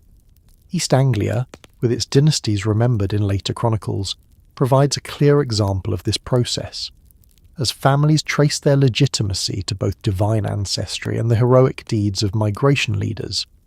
In Mercia, power coalesced through the control of river valleys and fertile plains, while in Northumbria, rival dynasties competed to dominate the vast northern territories. These kingdoms were not static but constantly shifting, forged in the crucible of war, alliance, and negotiation with neighbours. The cultural life of Anglian Britain reveals continuity with the homeland and adaptation to new conditions. Halls became the centres of social and political life, where warriors gathered around their lords to feast, listen to poetry, and affirm bonds of loyalty. Generosity and gift-giving defined elite power, as leaders displayed wealth through feasts, jewellery, and weaponry. Oral traditions flourished, carrying forward the stories of gods, ancestors, and heroic deeds. Over time, these traditions merged with the new landscapes of Britain, producing legends that tied the Angles not only to their continental origins, but also to their adopted homeland. The cultural synthesis of these traditions laid the foundations for the rich literary culture of Anglo-Saxon England, which would later produce works of enduring significance. The evidence of cemeteries underscores the resilience of Anglian identity in Britain. Cremation cemeteries, with urns decorated in familiar styles, demonstrate the persistence of old practices, while inhumation graves with grave goods show the adaptation of continental customs to local conditions. The inclusion of women's jewellery, textile tools, and ornaments reveals the central role of women in maintaining cultural continuity, for they carried traditions of dress, domestic craft, and family ritual into the new land. The persistence of weapon burials reflects the continued importance of the warrior ethos, as men were commemorated for their martial identity even in death. These cemeteries functioned not only as places of burial, but as statements of identity, embedding the Angles into the landscape and declaring their presence to future generations. The interaction between different migrant groups further shaped settlement. The Saxons, Jutes, and Frisians established their own communities across the island, sometimes in competition, sometimes in alliance with the Angles. The result was a patchwork of kingdoms and territories, each rooted in the traditions of its founders yet sharing common features of language, culture, and religion. This shared foundation gradually produced a sense of unity among the migrants, even as they retained distinctions of origin. The concept of English, derived from the Angles, eventually came to encompass all these groups, a testament to the prominence of the Anglian identity in shaping the collective destiny of the island. The settlement of the Angles also redefined Britain's connections to the wider world. No longer a Roman province, the island became integrated into the North Sea cultural zone, linked by trade and kinship to the continental homelands. Goods flowed across the sea, including pottery, metalwork and prestige items, while people moved back and forth, maintaining ties between families separated by migration. Britain thus became not a closed island, but part of a maritime network that extended from Jutland to Frisia, from the Rhine to the Baltic. The Angles, by establishing themselves in Britain, positioned the island within this dynamic world, ensuring that it remained connected to the transformations of northern Europe. Over time, the consolidation of Anglian kingdoms gave the settlement permanence. Villages expanded into regional centres, halls into royal courts, and chieftains into kings.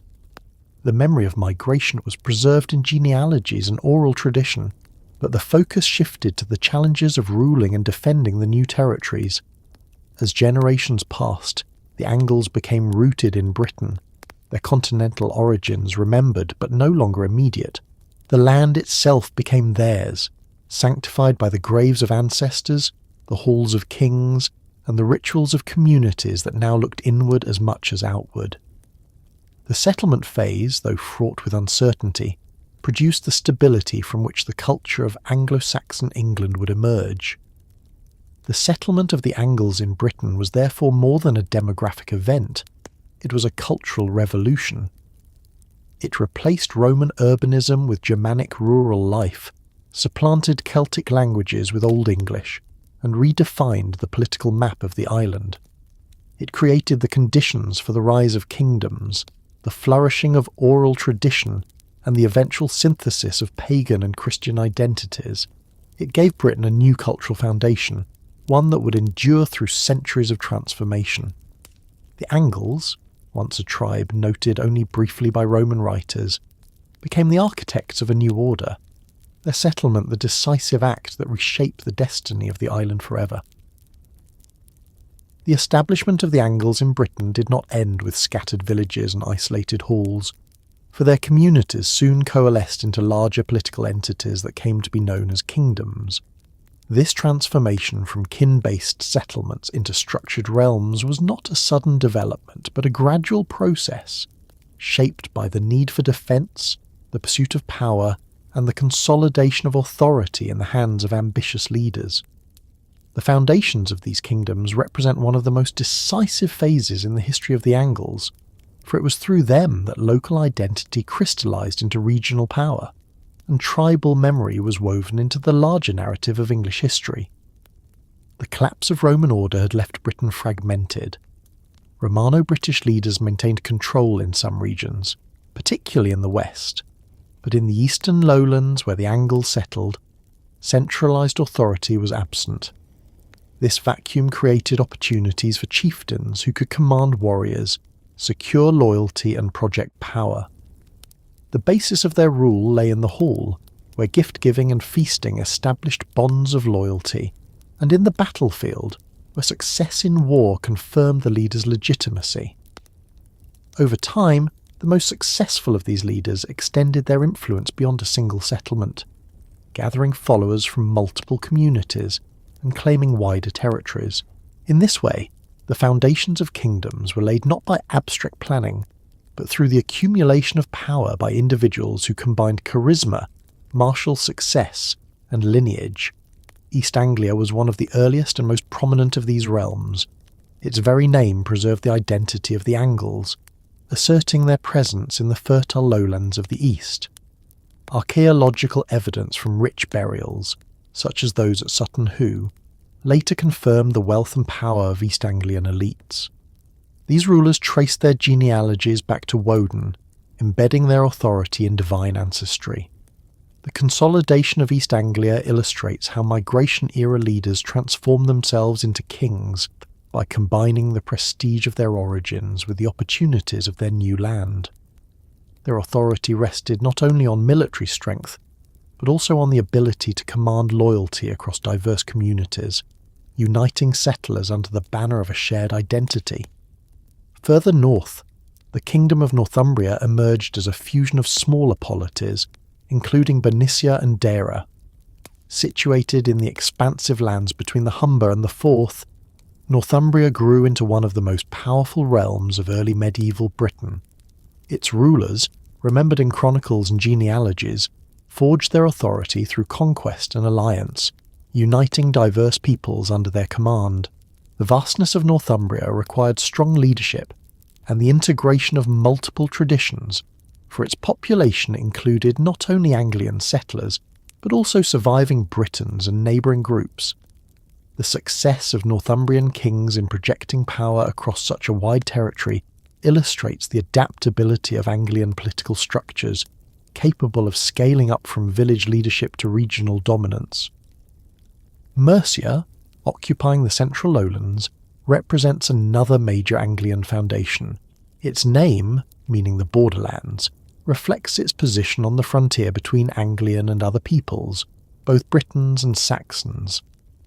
Mercian kings emerged from this liminal zone with a strong military ethos, their power forged in constant conflict. Over time, Mercia grew into a hegemonic power, dominating much of central England and exerting influence over neighbouring kingdoms. The rise of Mercia underscores how geography and conflict shaped the formation of kingdoms, for its rulers secured authority by controlling key river valleys and defending contested frontiers.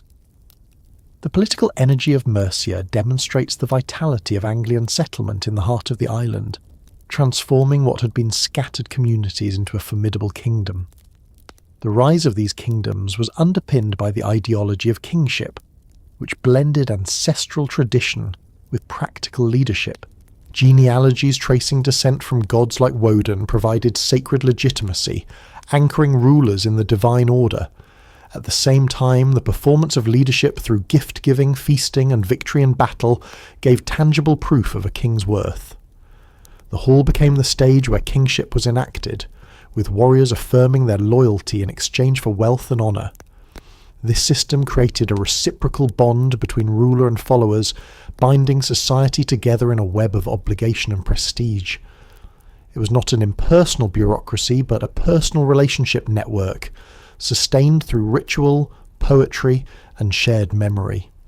The consolidation of kingdoms also required the integration of diverse communities. Migration had not been a uniform process.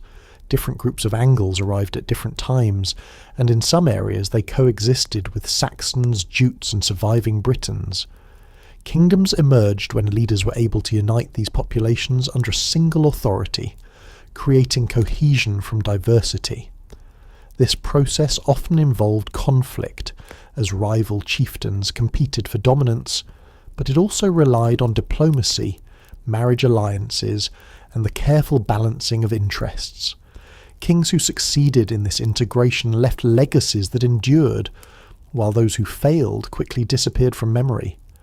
Religion played a role in this process even before Christianity. The pagan traditions of the Angles reinforced kingship by tying rulers to divine favour and ancestral legitimacy. Sacrifices in sacred groves and rituals in halls affirmed the sacred dimension of authority, ensuring that kingship was understood not only as political, but also as spiritual. Later, with the arrival of Christianity, this religious foundation would be reinterpreted. But in the early centuries of settlement, it provided continuity with the ancestral traditions of the homeland. Kingship thus became the central institution through which identity, religion, and politics converged, shaping the direction of Anglian society.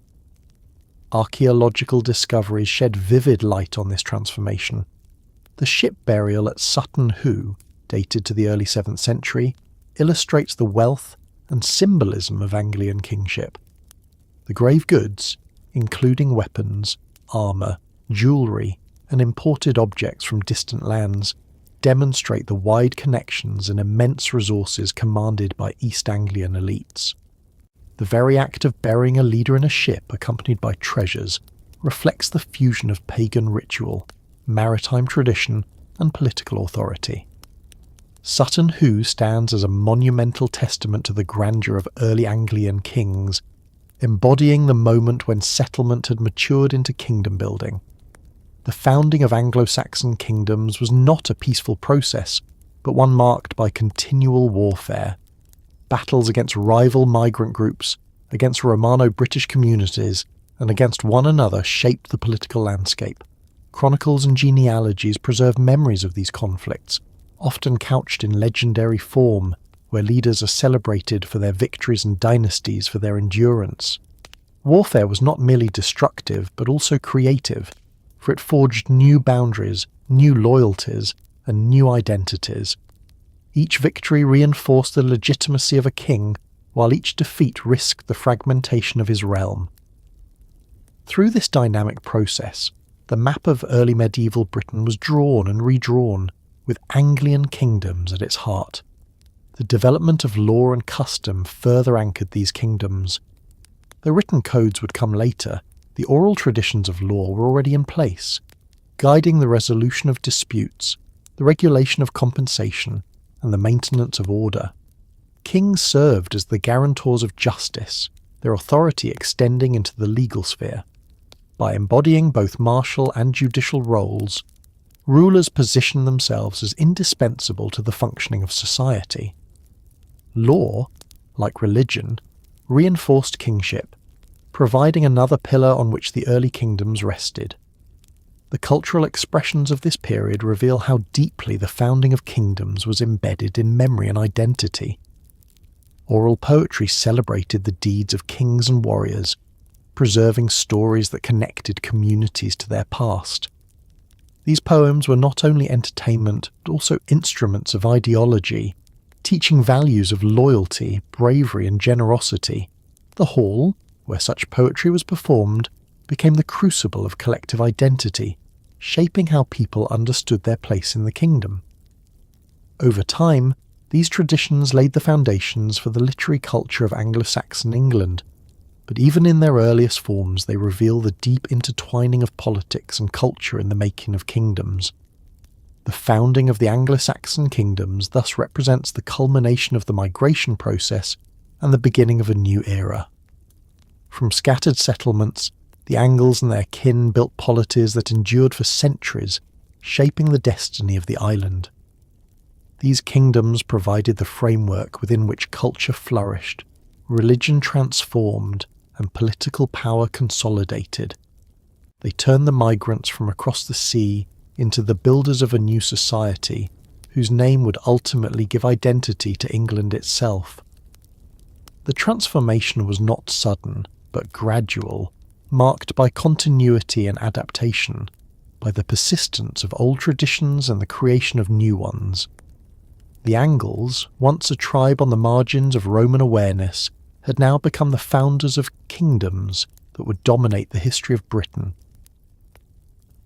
The formation of kingdoms by the Angles and their kin did more than establish political power, for it also created the cultural conditions in which a new language would take shape. The migration across the sea carried not only warriors, families and traditions, but also the words by which they named their world. These words, transplanted into new landscapes, adapted and grew into what we now call Old English, a language that would become the foundation of English identity. The birth of Old English was not a single event, but a gradual process, unfolding over centuries as Anglian speech interacted with related dialects and with the remnants of Romano-British culture. It was through language that the Angles transformed themselves from a tribe of northern Europe into the ancestors of a new people, the English. The roots of Old English lie in the West Germanic dialects of the Ingvaeonic branch, spoken along the coasts of Jutland, Frisia, and northern Germany. The Angles, Saxons, Jutes, and Frisians all shared this linguistic heritage, and when they migrated to Britain, they brought closely related dialects that were mutually intelligible. This shared foundation meant that communication among settlers was possible despite local differences, facilitating the formation of larger communities and kingdoms. The migration thus transplanted not a single uniform language, but a cluster of related dialects that would converge and evolve in Britain, Over time, the dominance of Anglian groups in regions such as East Anglia, Mercia and Northumbria ensured that their speech played a central role in shaping the emerging language. Archaeological and linguistic evidence confirms the strength of this Germanic linguistic identity in Britain. Place names across eastern and northern England preserve Old English roots, often replacing earlier Celtic names. Rivers, hills, and settlements were renamed by the migrants, embedding their language into the very landscape. Words such as ham for homestead, tun for enclosure or farm, and wick for settlement appear repeatedly, testifying to the process by which language marked territory. These names reveal not only linguistic continuity with the homeland, but also the assertion of identity in a new land. To name a place was to claim it, to inscribe Anglian culture onto British soil. The interaction between Old English and the Celtic languages of Britain remains a subject of debate. While Celtic languages persisted in the west and north, their influence on the vocabulary of Old English appears limited in the early centuries. This suggests that the Angles and their kin established linguistic dominance quickly in the regions they settled, imposing their language as the medium of daily life, law, and culture. Yet subtle traces of Celtic influence survive in place names and in certain syntactic features indicating that contact was not absent. The relative lack of Celtic vocabulary in Old English highlights the cultural rupture of migration, as the newcomers replaced much of the existing linguistic landscape with their own. Latin, the language of Rome, exerted a more visible influence, though primarily in later centuries with the spread of Christianity. In the immediate post-Roman period, Latin persisted among clerics and in isolated communities, but it was not the language of the migrants. Only with the reintroduction of Christianity in the 6th and 7th centuries did Latin vocabulary begin to filter into Old English, particularly in the realms of religion, learning and administration. Even then, Old English remained the language of the people, spoken in halls, villages and fields, while Latin functioned as a language of the church. The coexistence of the two languages would shape the development of English literature, but in its earlier stages, Old English was primarily the continuation of the Germanic speech transplanted from across the sea. The structure of Old English reflects its Germanic heritage. It was a highly inflected language, with complex systems of declensions for nouns and conjugations for verbs. Grammatical gender classified nouns as masculine, feminine or neuter, and cases such as nominative, accusative, genitive, and dative determined their function in a sentence. Verbs distinguished person, number, tense, and mood, while strong and weak conjugations reflected deep-rooted Germanic patterns. Word order was flexible, shaped by inflection rather than rigid syntax, though tendencies towards subject-verb-object structures appear. This complexity gave Old English expressive power, but also required a high degree of familiarity for effective communication. It was a language of nuance and subtlety, capable of conveying both everyday life and elevated poetry. The oral traditions of the Angles played a decisive role in shaping the language. Poetry, genealogy and lore were transmitted orally, relying on the skill of bards and scopers who performed in halls. These performances reinforced linguistic cohesion, for they preserved not only stories but also the words and forms of speech in which they were told.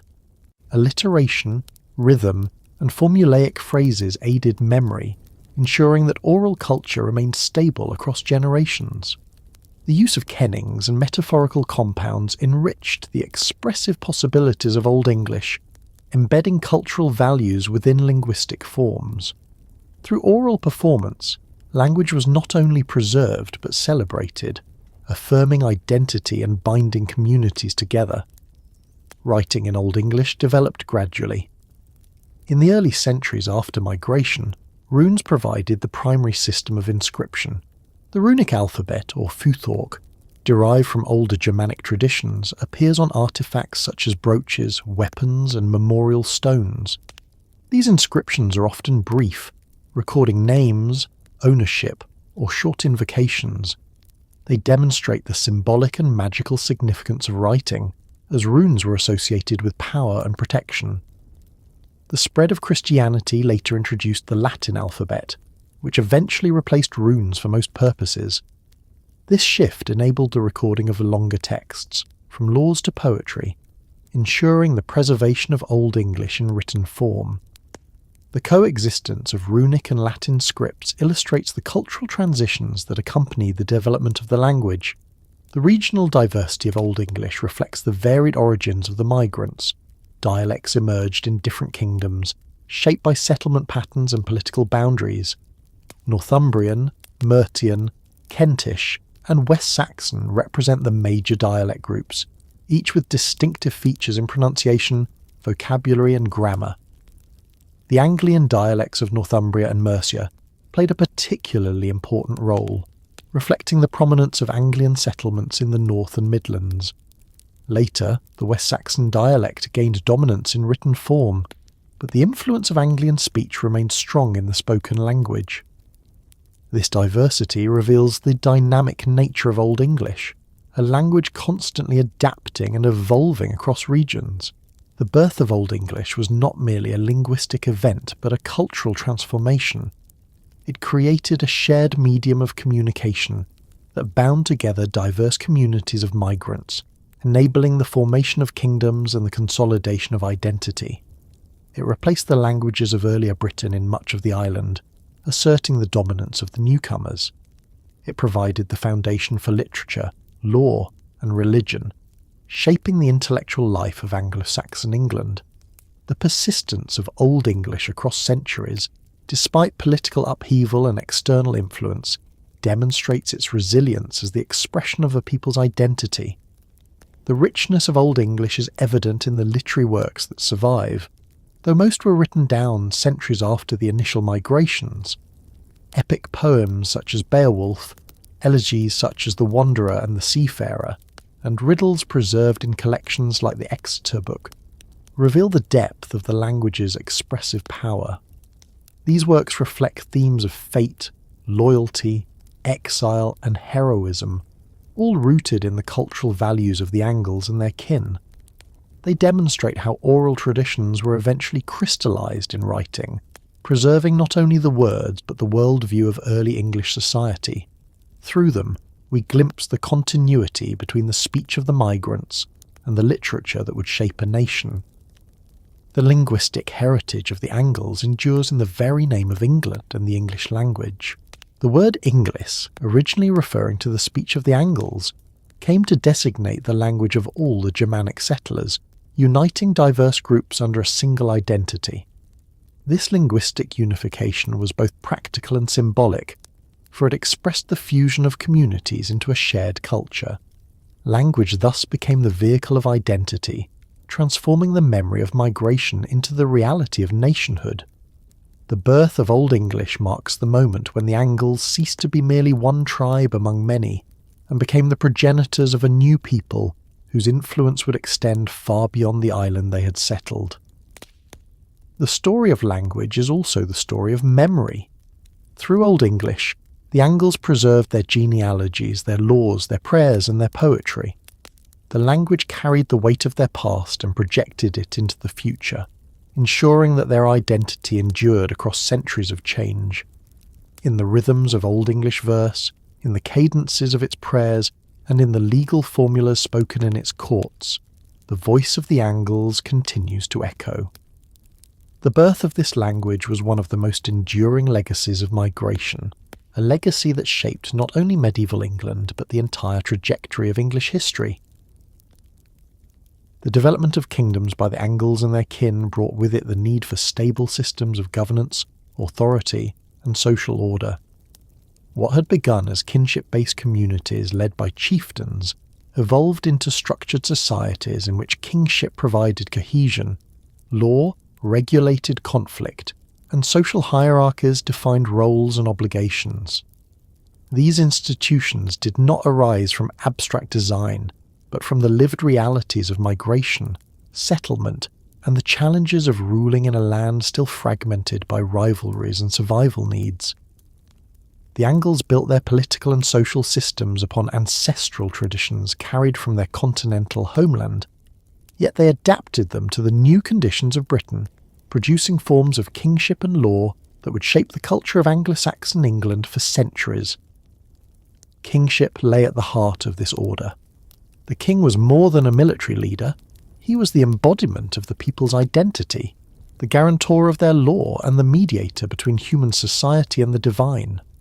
Genealogies traced the descent of kings from the gods, most often Woden, providing sacred legitimacy to their rule. This ancestry was not merely symbolic, but functioned as a political ideology, affirming that kingship was embedded in the sacred order of the world. Such genealogies also linked rulers to the heroic past, ensuring continuity between the migration and the present. Kingship was thus both temporal and eternal, rooted in history and sanctified by myth. The authority of kings was enacted in the hall. Here, surrounded by retainers, a king demonstrated his power through generosity and feasting. Wealth, often in the form of rings, weapons, and ornaments, was distributed to loyal followers, binding them to the king through reciprocal obligation. This system of gift-giving was not mere display, but the essential mechanism of loyalty, for warriors who received wealth were honour-bound to serve their lord in battle. The hall thus functioned as the political and social nucleus of the kingdom, where bonds of loyalty were affirmed, disputes were resolved, and cultural memory was preserved through poetry and song. In this way, kingship was performed daily, woven into the fabric of communal life. Law provided another pillar of order.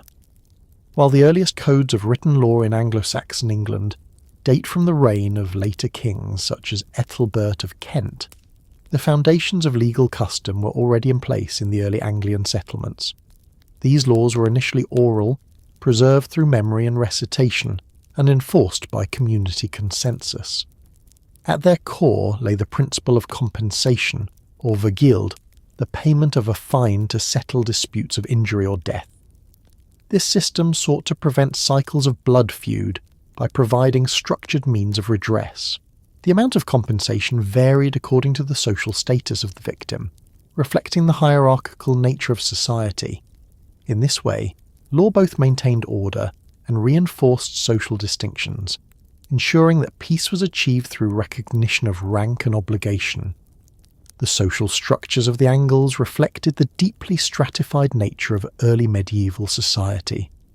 At the top stood the king and his immediate kin, whose authority was sanctified by genealogy and enacted through leadership. Below them were the nobles, or iorlas, who held land, commanded warriors, and participated in governance. These nobles often served as the intermediaries between the king and local communities, providing both military support and administrative oversight.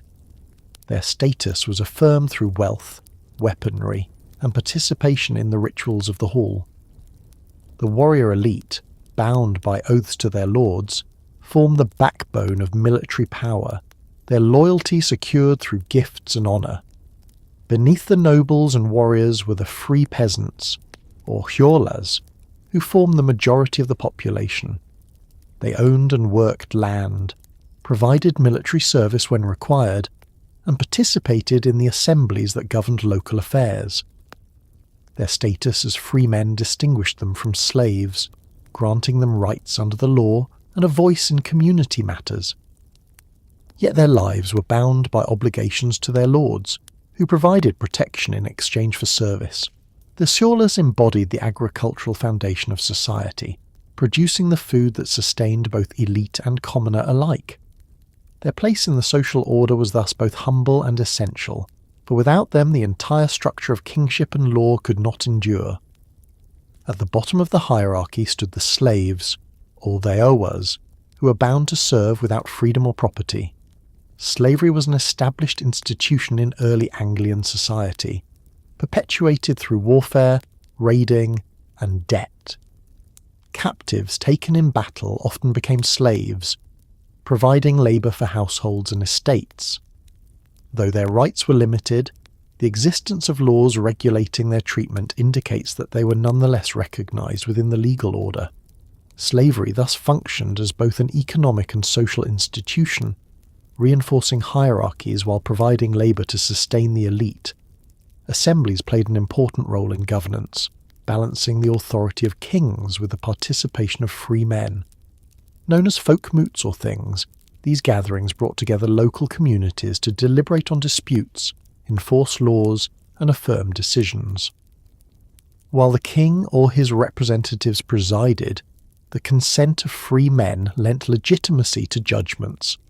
These assemblies embodied the communal dimension of governance, ensuring that law and order were not imposed solely from above but arose from collective agreement. The persistence of such assemblies demonstrates the deep roots of participatory traditions in Germanic society, carried over from the homeland into the new kingdoms of Britain. Religion reinforced these political and social structures. In the pagan period, kings were seen as mediators of divine favour, their success in battle and prosperity and peace interpreted as signs of the god's blessing. Rituals and sacrifices affirmed this connection, embedding kingship within the sacred order. With the later arrival of Christianity, this religious dimension was reinterpreted but not abandoned. Kings became defenders of the church, their authority sanctified by Christian rituals of coronation and anointment. In both pagan and Christian forms, kingship retained its sacred character, ensuring that political authority was always tied to the divine. The expression of law and kingship was also cultural, reflected in the poetry and oral traditions of the time.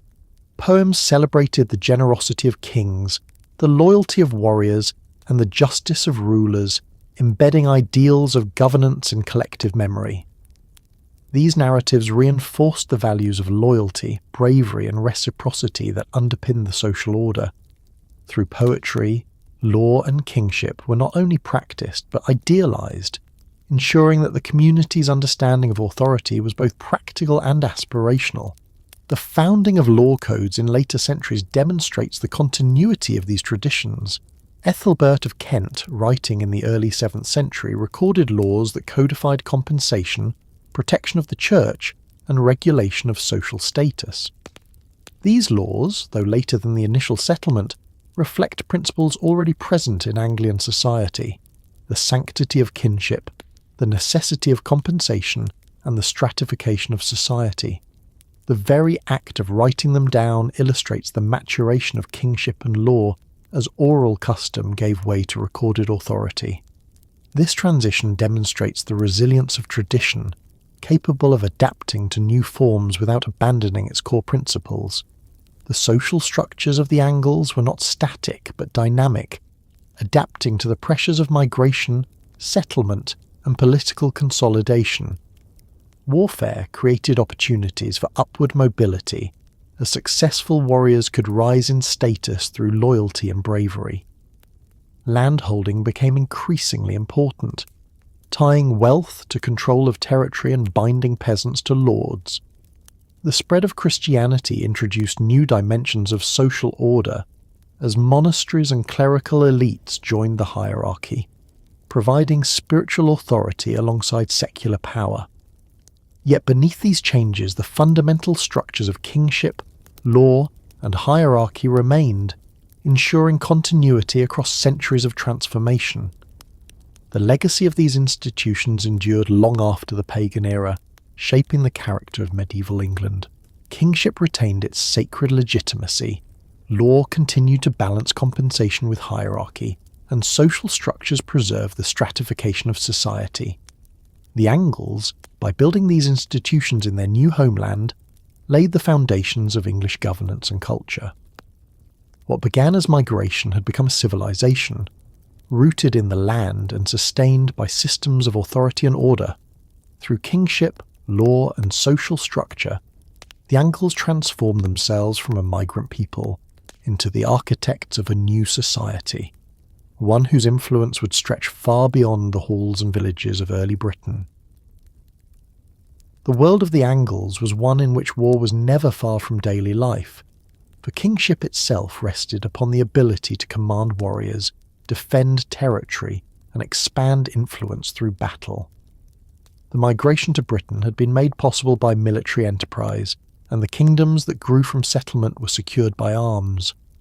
Warfare was not simply a matter of survival, but a cultural expression, a means by which honour was won, loyalty tested, and memory preserved. In the halls of kings, the recounting of battles was as central as the feasts themselves, for it was through heroic tradition that communities understood their past and envisioned their future.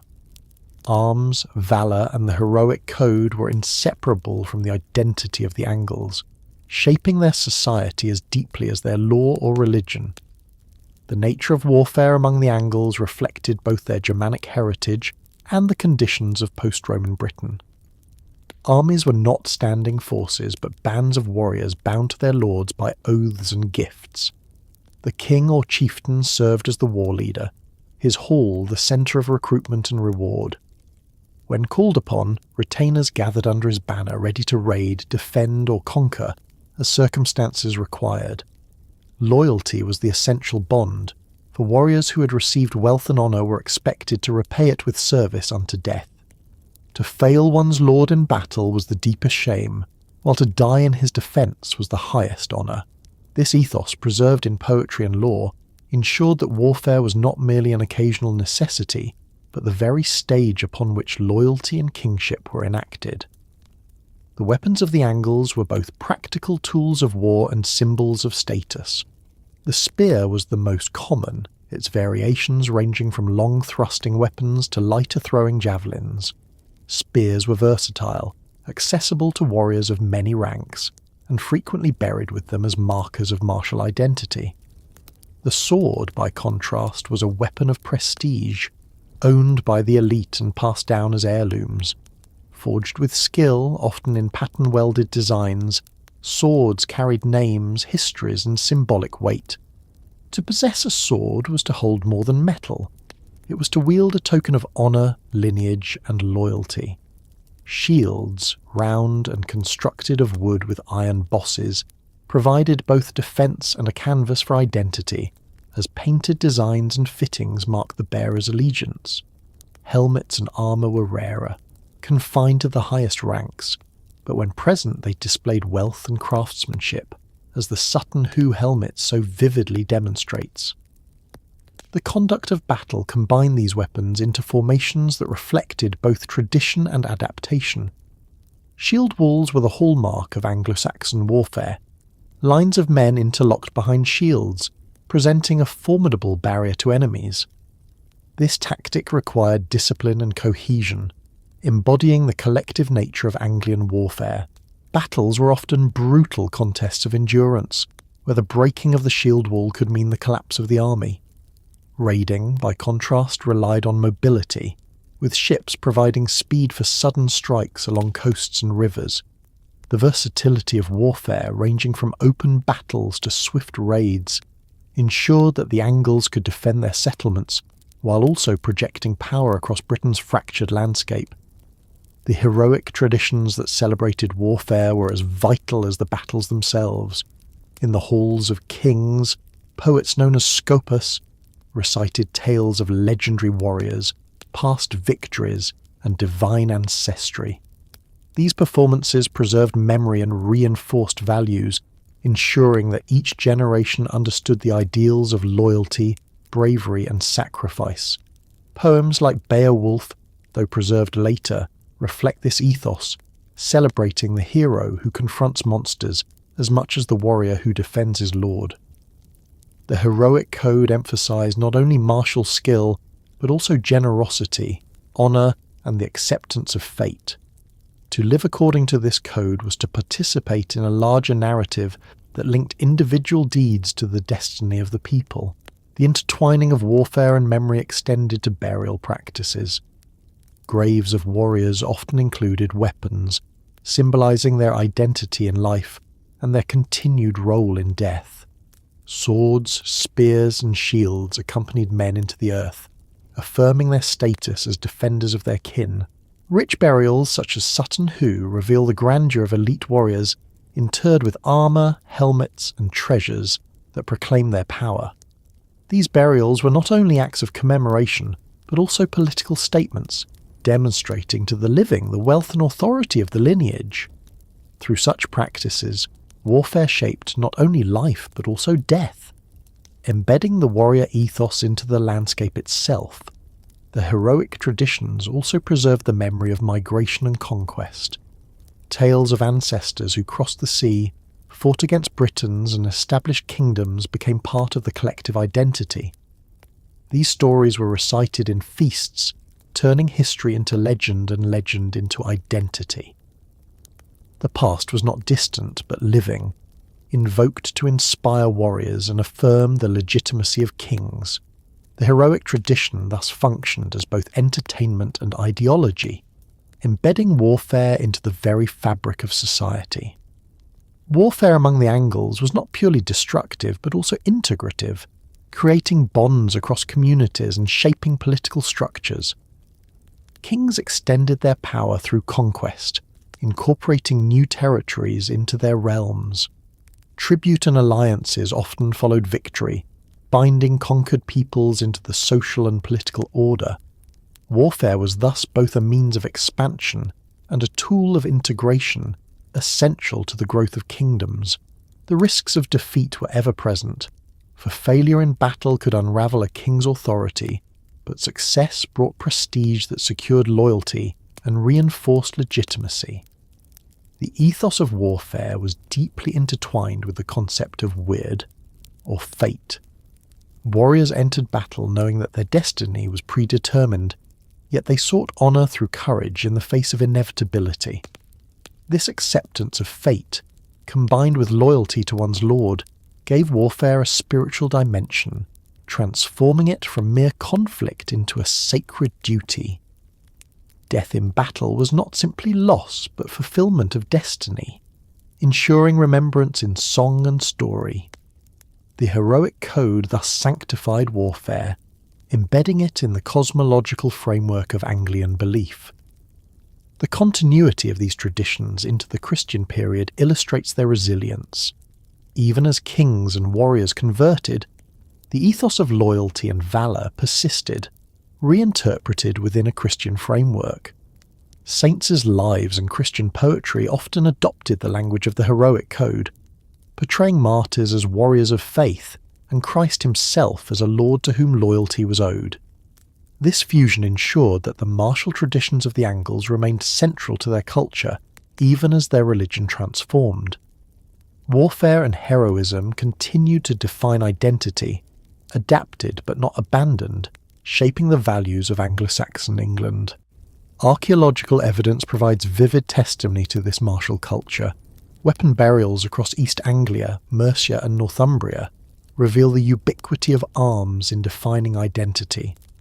Hoards of weapons deposited in rivers and bogs reflect ritual dimensions of warfare, where victories were celebrated through offerings to the gods. Fortifications, hill forts, and later burhs demonstrate the defensive measures taken by communities to secure themselves.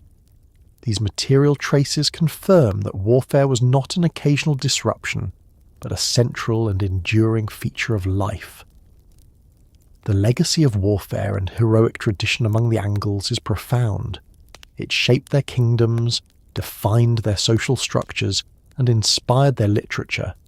It created a culture where loyalty to one's lord, courage in battle, and generosity in peace were the highest ideals. It ensured that the memory of warriors endured across generations, preserved in poetry, burial, and lineage.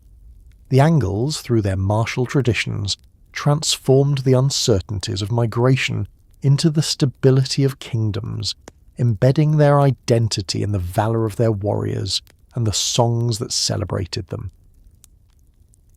The society that the Angles and their kin had built in Britain was deeply rooted in the heroic code, in kinship, and in the pagan gods who had travelled with them across the sea.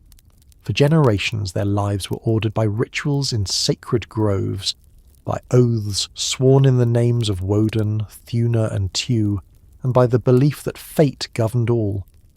Yet by the close of the 6th century, a profound transformation began to unfold, as Christianity returned to Britain not as the religion of a departing Roman elite, but as a faith carried by missionaries and embraced by kings.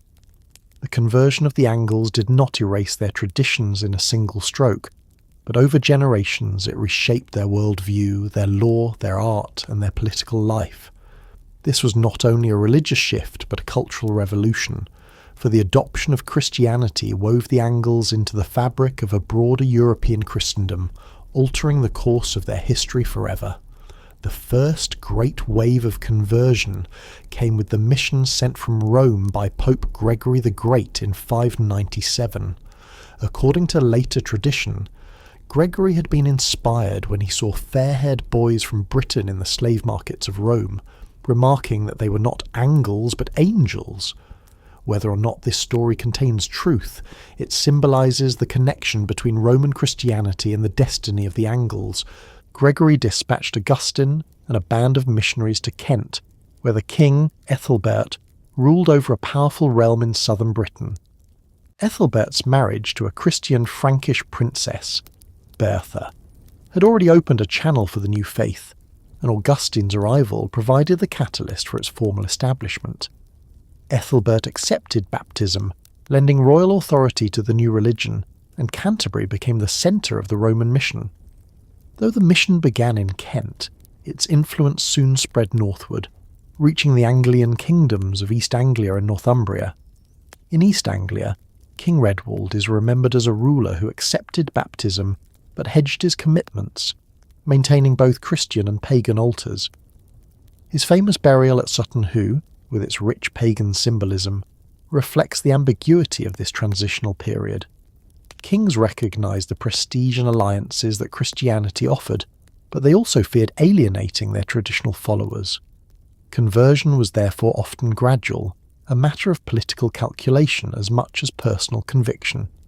In Northumbria, the conversion story took dramatic turns. King Edwin, seeking alliances and stability, accepted baptism through the efforts of Paulinus, another missionary from the Roman tradition. His baptism at York in 627 is recorded as a pivotal moment, yet Edwin's death in battle soon after plunged the kingdom into uncertainty. Pagan practices revived briefly under his successors, only for Christianity to be restored with renewed vigour under King Oswald. Oswald had spent time in exile among the Scots of Iona, where he embraced the Irish form of Christianity. Returning to Northumbria, he invited missionaries from Iona to evangelise his people, establishing Lindisfarne as a centre of Irish Christianity. Thus, Northumbria became a meeting ground of Roman and Irish traditions, both shaping the Anglian embrace of the faith. This dual influence of Rome and Iona created a distinctive religious culture in the Anglian kingdoms. The Roman mission brought hierarchical organisation, connection to continental networks, and liturgical practices rooted in Latin tradition. The Irish mission emphasised monasticism, asceticism, and a more flexible approach to ecclesiastical structures. In Northumbria, these traditions sometimes clashed, as at the Synod of Whitby in 664, where King Oswiu convened clerics to settle disputes over the calculation of Easter and other matters. The decision to follow the Roman practice marked a turning point, aligning the Anglican Church more closely with continental Christendom and reinforcing ties to Rome. Yet the legacy of Irish influence persisted, ensuring that the Anglian religious culture was never entirely uniform. The conversion of the Angles did not merely change the names of gods, it transformed the fabric of their society. Pagan groves gave way to churches and monasteries, which became new centres of ritual, authority and memory. Burial practices shifted from cremation and weapon graves to inhumations in consecrated ground, often without grave goods. This change reflected a profound shift in worldview, from an emphasis on heroic identity and death to an emphasis on spiritual salvation and resurrection. Law codes began to reflect Christian morality, protecting churches, clerics, and Christian rituals with new penalties.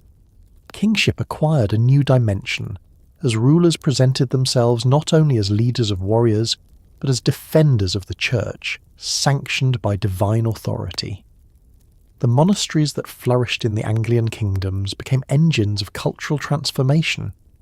Founded in remote or strategic locations, they serve not only as religious centres, but as schools, scriptoria, and repositories of knowledge.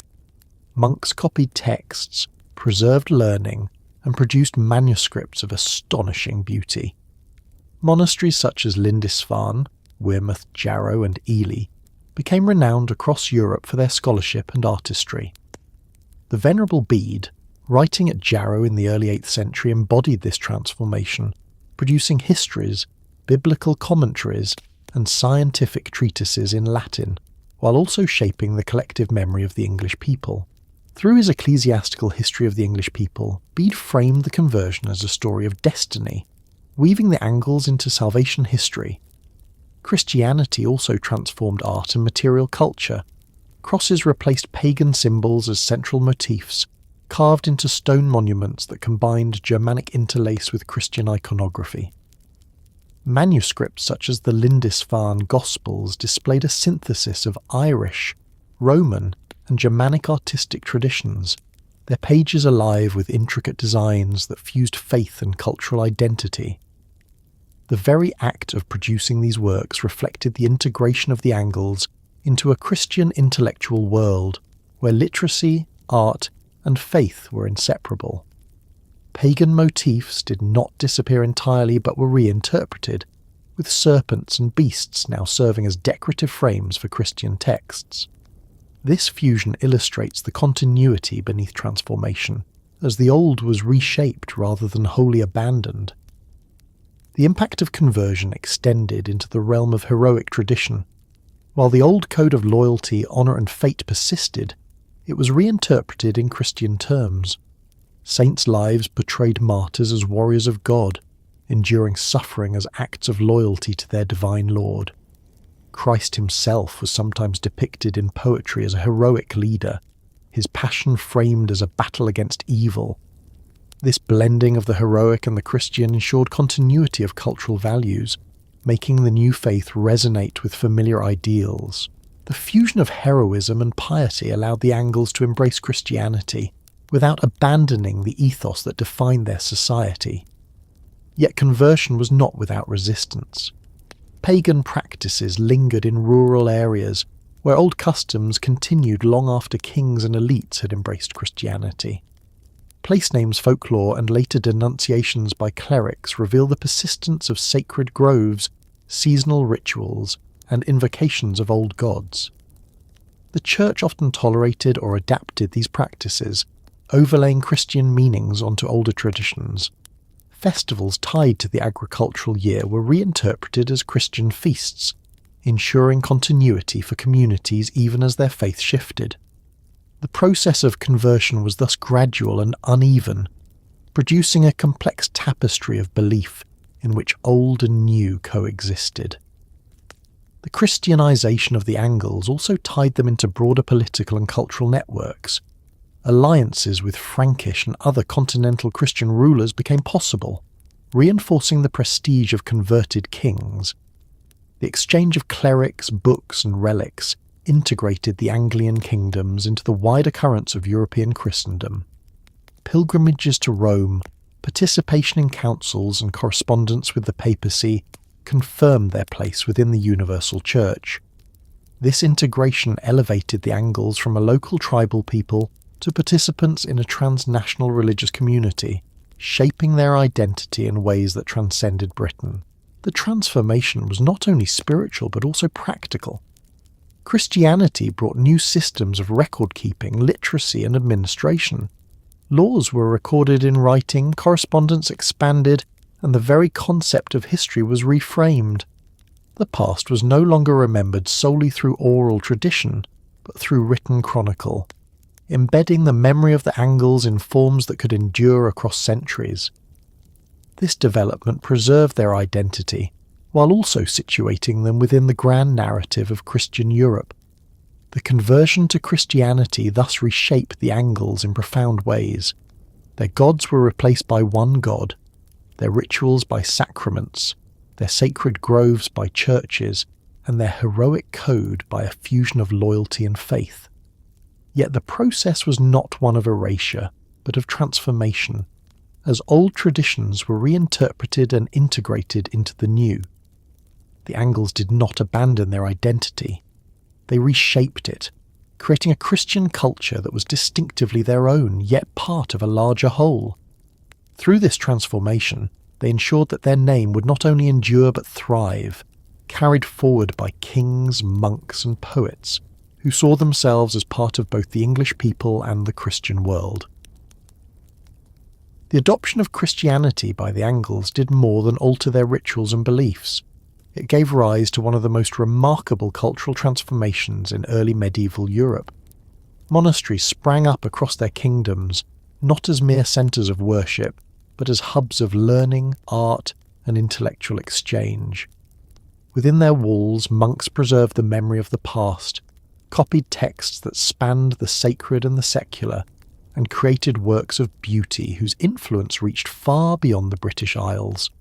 The monasteries of the Anglian kingdoms, Lindisfarne, Wearmouth Jarrow, Ely, Whitby, and many others, became beacons of a new order where the spiritual, intellectual, and cultural life of the people converged. From them emerged scholars, poets, and artists, whose contributions laid the foundations of English identity, while also enriching the wider European world. The foundation of monasteries followed closely upon the conversion of the Anglian kings. Once rulers had accepted baptism, they sought to demonstrate their piety and secure their legacies by endowing religious houses. Kings and queens granted lands, wealth, and privileges to monastic communities, ensuring that their names would be remembered in the prayers of the faithful. Nobles followed suit, dedicating estates for the foundation of smaller houses, while some men and women renounced worldly life to enter the cloister. Monasticism thus became both a religious vocation and a political tool, binding rulers to the church while reshaping the landscape with sacred centres. The character of Anglian monasticism was shaped by the dual influences of Roman and Irish traditions.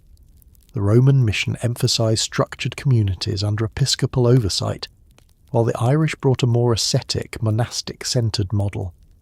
In practice, the monasteries of the Anglian kingdoms blended these influences, creating unique expressions of Christian life. Some, like Lindisfarne, retained the spiritual fervour and missionary zeal of Iona, while others, like Wearmouth Jarrow, cultivated close ties to Rome and emphasised scholarship and discipline. The coexistence of these models produced a rich diversity, ensuring that Anglian monasticism was both rooted in local traditions and connected to the wider Christian world. Lindisfarne holds a special place in this story. Founded by Aidan from Iona under the patronage of King Oswald of Northumbria, it became the heart of the Irish mission in Anglian territory. From its rocky island, monks travelled across the countryside, preaching to the people, establishing churches and teaching the faith. Lindisfarne was not only a spiritual centre but also a cultural one, producing manuscripts of extraordinary beauty such as the Lindisfarne Gospels. These Gospels, adorned with intricate interlace and vibrant colours, represent a synthesis of Irish, Germanic and Mediterranean artistic traditions, a visual expression of the cultural fusion that defined Anglican Christianity.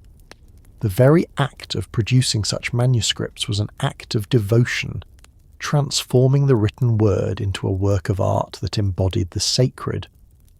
Wearmouth Jarrow, founded by Benedict Biscop in the late 7th century, illustrates another dimension of Anglican monasticism. Benedict had travelled to Rome several times, bringing back books, relics, and art to enrich his monastery. He introduced Roman liturgical practices, established a disciplined community, and laid the foundations for one of the greatest centres of learning in Europe. It was here that the Venerable Bede spent his life, producing works of history, theology, science, and literature that would shape the intellectual tradition of medieval Europe. Bede's ecclesiastical history of the English people not only preserved the story of conversion, but also defined the English as a people united by faith. His biblical commentaries, scientific treatises, and chronological studies reveal the breadth of monastic learning, where devotion to God and pursuit of knowledge were inseparable. Monastic learning extended beyond theology. the monks of the Anglian kingdoms preserved and copied classical texts, ensuring the survival of knowledge from Greece and Rome. They studied astronomy to calculate the date of Easter, medicine to care for the sick, and law to regulate monastic life. Manuscripts produced in their scriptoria reveal the blending of practical learning with spiritual devotion. Their pages adorned with illuminations that combined artistry with scholarship. Through these efforts, monasteries became repositories of knowledge, transmitting the intellectual heritage of antiquity to later generations. The cultural contributions of the Anglian monasteries were not confined to manuscripts. Stone crosses, carved with interlace and biblical scenes, rose in churchyards and along roadsides, proclaiming the faith and beautifying the landscape.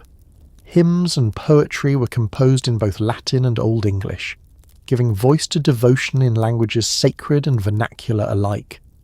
Figures such as Cedman, a layman who became a monk at Whitby, illustrate how the vernacular could be harnessed for Christian purposes. His hymns, composed in Old English, transformed traditional poetic forms into vehicles of biblical praise, demonstrating the adaptability of Anglian culture. Through such works, the heroic traditions of the past were not discarded but reimagined, their rhythms now serving the worship of the Christian God. Monastic communities also played a vital role in shaping social and political life. They provided education for the sons of nobles, training future leaders in literacy, faith, and governance.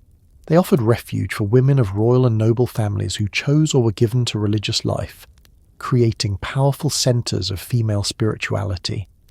Abbacies such as Hilda of Whitby wielded considerable influence, guiding their communities and participating in ecclesiastical councils.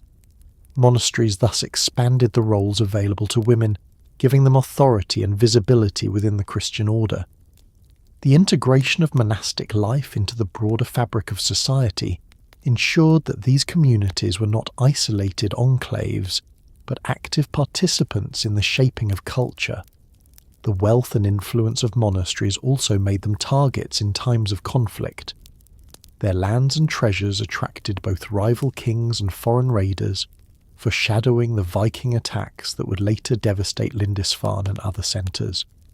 Yet even amid such challenges, monasteries endured, rebuilt, and continued their work.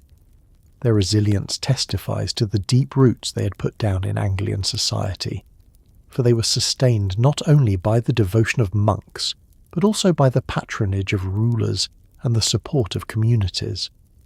The contributions of the Anglian monasteries extended beyond their own time. The manuscripts they produced, the learning they preserved, and the art they created became part of the foundation of European civilization. Their fusion of Germanic, Celtic, and Roman traditions created a cultural identity that was distinctly English yet universal in its reach. Through their works, the Angles contributed not only to their own society, but to the broader development of the Christian West. Their monasteries were bridges between worlds, between pagan and Christian, between oral and written, between local and universal. The story of Anglian monasteries is thus not only about religion, but about culture in its fullest sense.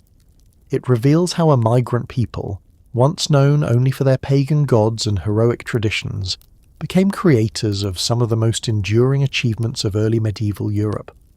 Through their monasteries, the Angles preserved the past, transformed the present, and laid the foundations for the future. Their learning, their art, and their devotion ensured that their name would be remembered not only in the chronicles of kings, but in the pages of manuscripts and the carvings of stone. In the quiet of cloisters and the labour of scriptoria, the Angles inscribed themselves into the history of culture itself. By the 8th century, the landscape of early medieval Britain had crystallised into a patchwork of rival kingdoms, a system later remembered as the Heptarchy. This term, coined by later historians, refers to the 7 principal Anglo-Saxon kingdoms that dominated the island: Northumbria, Mercia, East Anglia, Essex, Kent, Sussex and Wessex. Though the reality was more complex, with smaller realms and shifting allegiances, the concept captures the essence of the political order that followed the initial settlement of the Angles and their kin. Within this system, the Anglian kingdoms, Northumbria, Mercia and East Anglia, played an especially prominent role, their power, culture and leadership shaping the balance of Britain for centuries. The Heptarchy was not a fixed arrangement but a dynamic contest for supremacy. Kingdoms rose and fell in power, their fortunes determined by the skill of their rulers, the strength of their armies, and the favour of circumstance. Within this shifting balance, the Anglian kingdoms repeatedly found themselves at the forefront, competing with one another and with their Saxon and Jutish rivals for dominance. Their influence was not confined to war alone. They were also leaders in religion, culture and learning, ensuring that the Anglian contribution to the Heptarchy was as intellectual and spiritual as it was political. Northumbria was the first of the Anglian kingdoms to achieve supremacy. In the 7th century it emerged as the leading power in Britain, uniting the realms of Bernicia and Deira under strong kings such as Ethelfrith, Edwin and Oswald. Northumbrian kings projected power far beyond their northern heartlands, extending influence into the Midlands and even to the southern kingdoms. Their authority was recognised through the title of Bretwalda, or Overlord, a designation preserved in later chronicles that marked rulers who held sway over multiple kingdoms. Northumbria's dominance was not only military but also cultural, for it became a beacon of Christian learning and artistry. Lindisfarne, Wearmouth Jarrow and Whitby flourished during this period, producing scholars such as Bede and works such as the Lindisfarne Gospels that defined the age. Yet Northumbria's power was never uncontested. Its expansion brought it into conflict with Mercia, the rising Anglian kingdom in the heart of Britain. Mercia's strength lay in its geography, commanding the central lowlands and river systems that linked north and south. From this position, Mercian kings built a formidable power that challenged and eventually eclipsed Northumbrian supremacy. Under kings such as Penda in the 7th century and Offa in the 8th, Mercia became the most powerful kingdom of the Heptarchy, its authority recognised across the island. Offa, in particular, established Mercia as a hegemon, forging alliances with continental rulers such as Charlemagne and constructing monumental works such as Offa's Dyke, a massive earthwork that marked the boundary with the Welsh.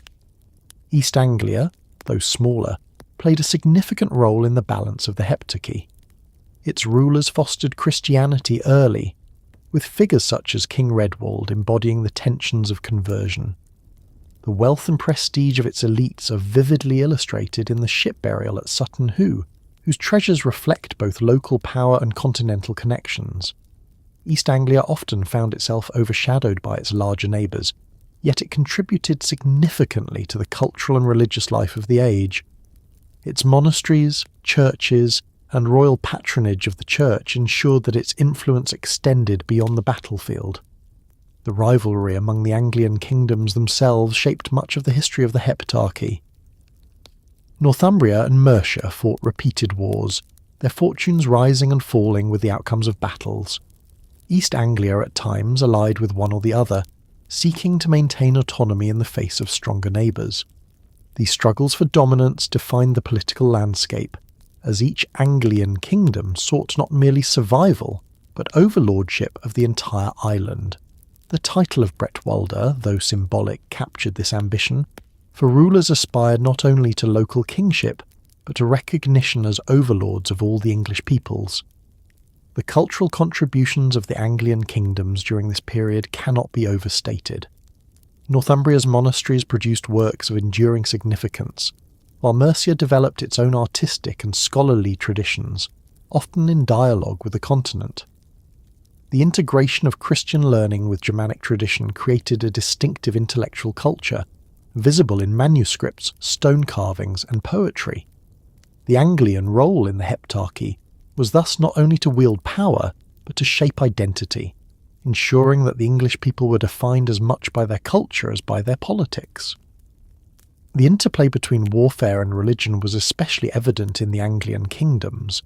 Penda of Mercia, remembered as one of the last great pagan kings, clashed repeatedly with his Christian rivals, demonstrating that the process of conversion was not uniform or uncontested.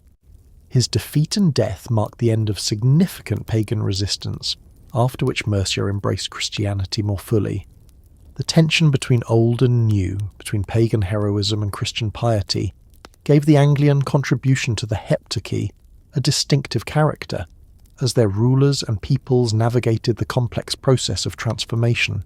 The Heptarchy also fostered competition in law and governance, areas where the Anglian kingdoms made notable contributions.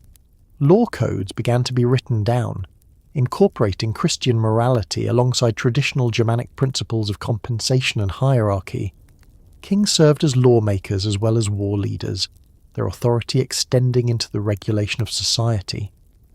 The assemblies and councils of the period illustrate the balance between royal power and communal participation, a balance that reflected the traditions of the Angles carried into the new order of the Heptarchy. Mercia's dominance under Offa represents the culmination of Anglian power in the Heptarchy. Offa's reign in the late 8th century established Mercia as the preeminent kingdom, with influence stretching across most of southern England. His correspondence with Charlemagne demonstrates the integration of Mercia into continental politics, while his coinage reflects both wealth and ambition. Offa's dyke, stretching for miles along the Welsh frontier, remains a monument to his authority and vision. Under Offa, Mercia embodied the Anglian role in the Heptarchy as both military hegemon and cultural leader. Yet the story of the Heptarchy is also one of fragmentation and decline. The rivalry among kingdoms prevented permanent unification, leaving them vulnerable to external threats. The rise of Wessex in the south foreshadowed a new phase, in which the Saxon kingdom would eclipse the Anglian realms. Viking invasions in the 9th century further destabilised the balance, striking first at monasteries such as Lindisfarne, and then at the kingdoms themselves. The Anglian contribution to the Heptarchy thus belongs to a particular moment in history, one of cultural flowering and political competition that would soon give way to new challenges.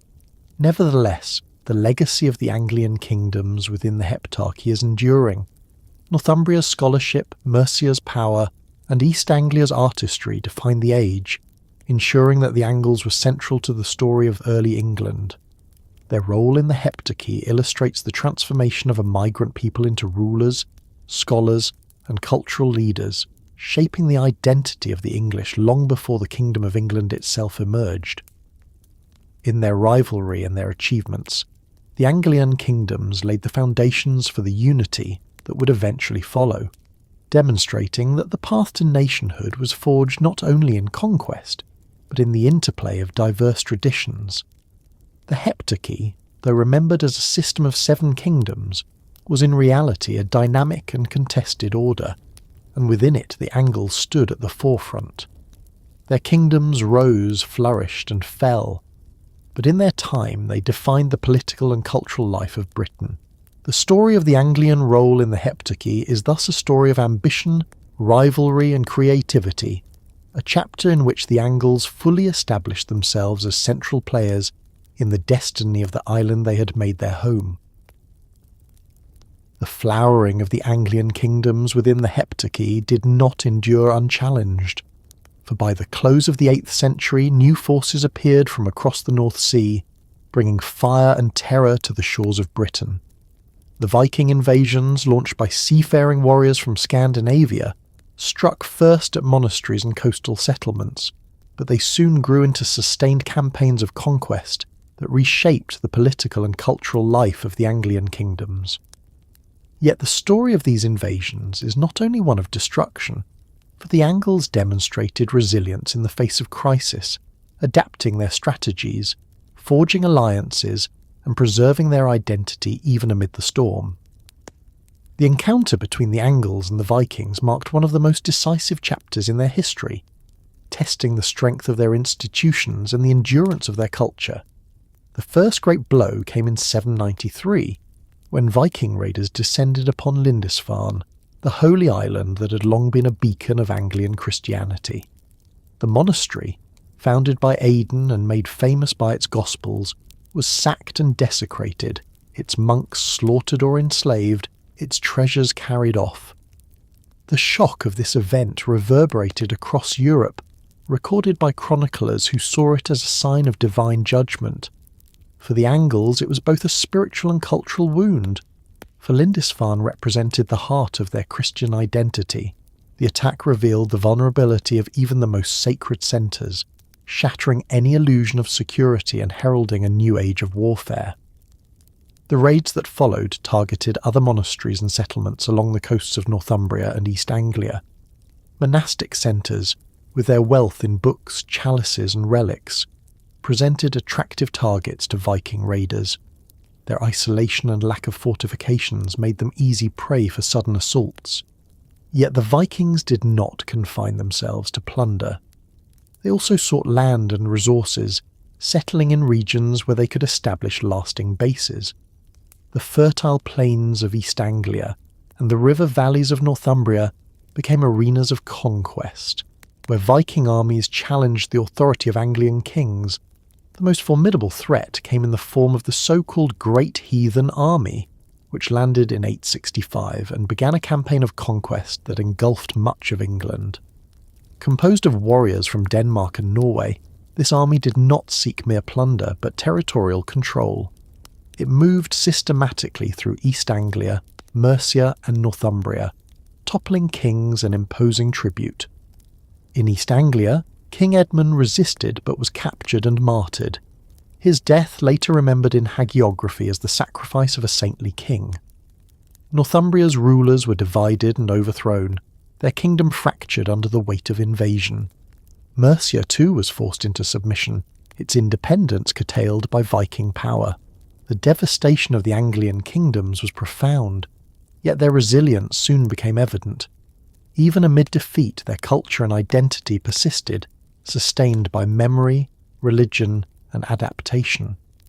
The cult of St. Edmund in East Anglia illustrates this resilience, for his martyrdom became a rallying point for resistance and devotion. His shrine at Bury St. Edmunds grew into a major pilgrimage site, transforming loss into spiritual victory. Similarly, in Northumbria, the memory of Bede, Cuthbert and other saints preserved the legacy of Anglian Christianity even as political structures faltered. The endurance of these cults ensured that Anglian identity was not erased by conquest, but reaffirmed in new forms. The resilience of the Angles also lay in their capacity to adapt militarily. The old reliance on shield walls and kin-based warbands proved inadequate against the mobility and persistence of Viking armies. In response, kings and communities developed new strategies, including fortified burhs, mobile forces, and coordinated defences. The influence of Wessex, which resisted Viking conquest more successfully, played a crucial role in this adaptation.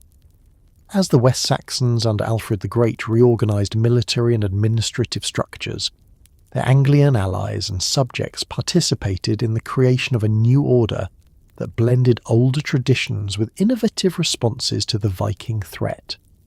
Mercia, though weakened, remained a vital partner in this struggle. Under leaders such as Ethelfled, the Lady of the Mercians, the kingdom contributed to the defence of English lands, building fortified centres and resisting Viking incursions.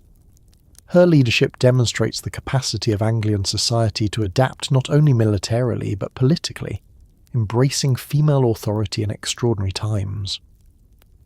The cooperation between Mercia and Wessex laid the foundation for the eventual unification of England, a process in which Anglian resilience played a crucial role. The Viking presence in the Danelaw, the regions of England under Scandinavian control, further tested Anglian identity. Settlements of Danish and Norwegian farmers transformed parts of East Anglia, Mercia and Northumbria, introducing new laws, customs, and language. Yet rather than erasing Anglian culture, this interaction produced a fusion that enriched both traditions. Old English absorbed Norse vocabulary, while place names across the Danelaw testify to Scandinavian influence. The coexistence of Anglian and Norse communities created a hybrid culture that preserved continuity even as it adapted to change. The resilience of the Angles lay in their ability to absorb external influences without losing their core identity. Religious life also adapted to the new realities. monasteries rebuilt after Viking attacks, often with stronger defences and new patronage. The cult of saints, particularly those martyred by the Vikings, flourished as sources of inspiration and resistance. Pilgrimage and relics became focal points of identity, sustaining morale in times of crisis. The church played a vital role in mediating between communities, preserving memory and fostering resilience. Its ability to survive and even thrive amid invasion testifies to the strength of the foundations laid during the earlier centuries of conversion. The literary and cultural responses to the Viking invasions further illustrate Anglian resilience. Poetry such as the Battle of Malden, though composed later, reflects the ethos of loyalty and courage that persisted despite defeat. The fusion of heroic tradition with Christian faith provided a framework for interpreting the struggle, ensuring that the values of the past continued to shape the present. Chronicles recorded events with a sense of continuity, situating the Viking invasions within the broader narrative of English history. Through literature and memory, the Angles preserved their identity even as political structures shifted. The eventual recovery of English unity in the 10th century owes much to this resilience. The Anglian kingdoms, though individually weakened, contributed their traditions, resources and leadership to the larger project of unification under West Saxon leadership. Mercia's cooperation with Wessex, Northumbria's eventual integration, and East Anglia's endurance all played roles in the emergence of a united England. The Viking invasions, while devastating, forced the Angles to adapt and evolve, preparing them for a new phase of history. The resilience of the Angles in the face of Viking invasion demonstrates the depth of their cultural identity. Rooted in heroic tradition, sustained by Christian faith, and adapted through political and military innovation, their society endured even when kingdoms fell. The Viking Age did not erase the Angles but transformed them, forging a new synthesis that carried their identity into the future. Their capacity to absorb, resist and adapt ensured that their name would continue to shape the destiny of England, even as new powers and new challenges arose. The Viking invasions had shattered the old balance of the heptarchy, leaving the Anglian kingdoms battered, diminished, and often under Scandinavian rule. Northumbria fractured into smaller territories, much of it absorbed into the Danelaw. East Anglia fell to Viking control, its royal line extinguished with the martyrdom of Edmund. Mercia, though resilient, was reduced in power, alternately submitting to Viking overlords or forming uneasy alliances with Wessex. The Angles, once dominant in Britain, now found themselves pressed by forces beyond their control, yet their resilience and their capacity for adaptation did not vanish, for their traditions, resources, and leadership were woven into the fabric of a new political order. The unification of England under West Saxon leadership would not have been possible without the contributions of the Angles, even as the crown passed from their hands into those of their Saxon cousins. The emergence of Wessex as the leading kingdom owed much to the vision and determination of Alfred the Great. Ascending the throne in 871 amid relentless Viking attacks, Alfred reorganised military defences, building fortified burhs and creating a system of mobile armies that could respond quickly to raids. He reformed administration, codified laws, and promoted learning, laying the foundations of a strong and resilient state. His victory at Edington in 878 forced the Viking leader Guthrum to accept baptism and retreat into East Anglia, securing a fragile peace. Yet Alfred's success was not only military but cultural, for he framed his struggle as one of Christian kingship against pagan invaders, uniting his people under a shared identity that transcended local loyalties. The Anglian kingdoms, though weakened, played a crucial role in Alfred's vision. Mercia, under the leadership of Ethelred, and later his wife Ethelfled, cooperated closely with Wessex, forming a partnership that became central to the defence of England. Ethelfled, remembered as the Lady of the Mercians, led campaigns against the Vikings, fortified towns, and maintained alliances with both Saxon and Anglian communities. Her leadership demonstrates the enduring vitality of Anglian political traditions, even in an age when power seemed concentrated in Wessex. The alliance between Wessex and Mercia was not one of domination but of cooperation, with both partners contributing to the survival and eventual unification of England. The process of unification accelerated under Alfred's successors, Edward the Elder and Aethelstan. Edward, building on his father's reforms, expanded Wessex's influence into Mercia and East Anglia, gradually reclaiming lands lost to the Vikings. With the support of Aethelflaed, he established fortified centres across the Midlands, creating a network of defence that eroded Viking control. The strategy of building burhs ensured that even if raiding armies penetrated deep into territory, they would encounter fortified resistance at every stage. This gradual reconquest was not a single dramatic event, but a slow, methodical process of consolidation in which Anglian lands were reclaimed and integrated into a larger political order. Aethelstan, Edward's son, brought the process to fruition.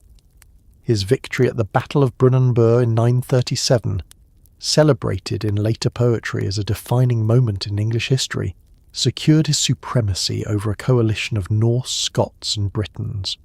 For the first time, an English king ruled a realm that encompassed nearly all the old kingdoms of the Heptarchy. Aethelstan's reign marked the true emergence of England as a unified kingdom, its identity forged in the crucible of conflict and cooperation. Yet the unity he achieved was not merely military, it was also cultural, administrative and legal. He established royal authority across diverse regions, issued laws that bound together Saxon and Anglian communities, and fostered a sense of collective identity as the people of England. The Anglian contribution to this unification was substantial. Mercia's resources, leadership and traditions of governance provided essential support to Wessex. Northumbria, though resistant and often contested, eventually became integrated into the realm, its monasteries and cultural heritage enriching the new kingdom. East Anglia, long under Viking control, was reclaimed and incorporated, its martyr King Edmund becoming a symbol of English identity and unity. The Angles, though no longer rulers of independent kingdoms, were not erased but absorbed, their identity becoming part of the larger English whole. The cultural dimension of unification was as important as the political. The spread of literacy, fostered by Alfred's reforms, created a shared intellectual framework across the kingdom. The Old English language, rooted in Anglian dialects as well as Saxon ones, became the medium of law, literature and administration. The fusion of traditions, Anglian heroic culture, Saxon legal codes, Christian scholarship, produced a distinctive English identity that transcended local loyalties. Monastic centres in Anglian lands continued to flourish, producing manuscripts, educating clerics, and preserving memory. The Church played a unifying role, binding together diverse regions under a common faith and structure. Law codes issued by Alfred, Edward and Aethelstan reflect this synthesis. They combined older Germanic customs with Christian morality, balancing compensation with justice, and incorporating protections for the Church. The very act of writing these laws in Old English rather than Latin reflected a new sense of national identity, making law accessible to the people and binding them together under a shared framework. The influence of Anglian traditions, with their emphasis on assemblies and communal participation, ensured that the emerging kingdom retained elements of local governance, even as royal authority expanded. Unification also brought changes in kingship itself. The king was no longer merely the leader of a tribe or region, but the sovereign of a realm that spanned diverse peoples and territories. Genealogies still traced descent from Woden, but Christian coronation rituals emphasized divine sanction and universal authority. Kings presented themselves as rulers of the English people, not merely of Wessex or Mercia. The symbolism of kingship, expressed in charters, coinage, and ritual, reflected this broader identity. Coins bore the title Rex Anglorum, King of the English, affirming the new reality of a unified people. The role of the Angles in this transformation should not be underestimated. Though their independent kingdoms had fallen, their traditions, leaders, and cultural contributions shaped the very fabric of the emerging realm. Mercia's cooperation and leadership under Ethelfled, Northumbria's eventual integration, and East Anglia's martyr cult all illustrate the centrality of the Anglian legacy. Unification under West Saxon leadership did not erase the Angles. It absorbed them into a new identity that was both broader and deeper than before. Their resilience in the face of Viking invasions ensured that they remained vital participants in the making of England. The unification of England under West Saxon leadership thus represents both an end and a beginning. It ended the centuries of fragmentation that had defined the Heptarchy, bringing together the diverse kingdoms into a single realm. But it also began the history of England as a nation, a political and cultural entity that would endure for centuries. The Angles, though no longer rulers in name, were founders in substance, their contributions woven into the identity of the English people. In their resilience, their traditions, and their willingness to adapt, they ensured that their legacy would shape not only their own age, but the future of the nation they had helped to create. The unification of England had given the island a new coherence, forged through the cooperation of Saxons and Angles, strengthened by resistance to Viking invasions, and consolidated under the leadership of West Saxon kings. Yet the very success of this unification created a prize that others coveted, and the structures that the Angles had helped to build would face their final great trial in the 11th century. The Norman conquest of 1066 did more than replace one dynasty with another. It marked the end of the Anglian era, for the cultural, linguistic, and political world that the Angles had shaped over centuries was transformed by the arrival of a new elite. Their identity, however, did not vanish in defeat, for the memory and traditions of the Angles remained embedded in the land, in the language, and in the people who endured beyond conquest. The century before the Norman conquest was already a time of turbulence for the Anglo-Saxon and Anglian legacy. After the victories of Alfred, Edward, and Aethelstan, England enjoyed a measure of stability, but the Viking threat had not disappeared. In the later 10th and early 11th centuries, renewed Scandinavian incursions tested the kingdom, culminating in the reign of King Canute, who ruled not only England but also Denmark and Norway. His empire demonstrated both the vulnerability and the adaptability of England, for under his reign the structures of governance established by earlier kings persisted, even under a foreign ruler. The Anglian lands, long accustomed to interaction with Scandinavians through the Danelaw, played a vital role in sustaining continuity during this period. The memory of Anglian resilience, forged in earlier centuries, prepared them for yet another phase of foreign dominance. The restoration of native kings under Edward the Confessor marked a return to West Saxon leadership, but his reign revealed the fragility of unity. Edward, childless and reliant on alliances, left the succession uncertain. His court was marked by the influence of Norman advisors, reflecting the growing connections across the Channel.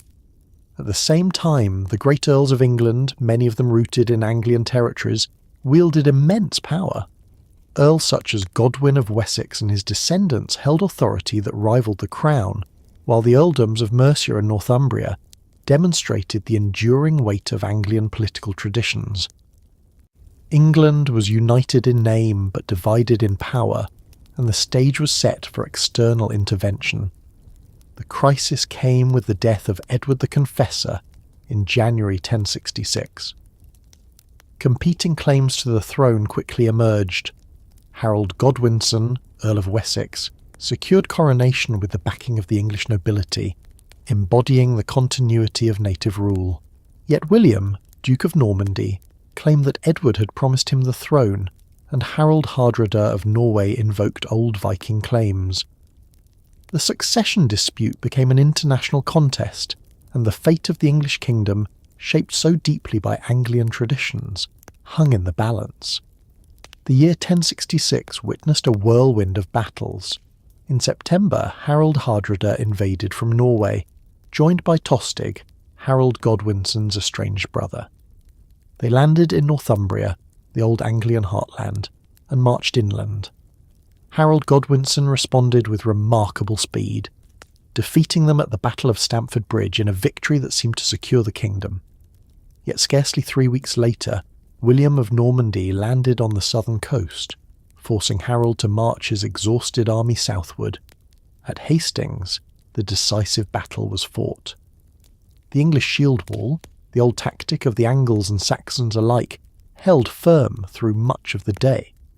But the Norman cavalry and feigned retreats eventually broke their line. Harold fell, and with him fell the independence of the kingdom the Angles had helped to create. The Norman conquest transformed England's ruling elite.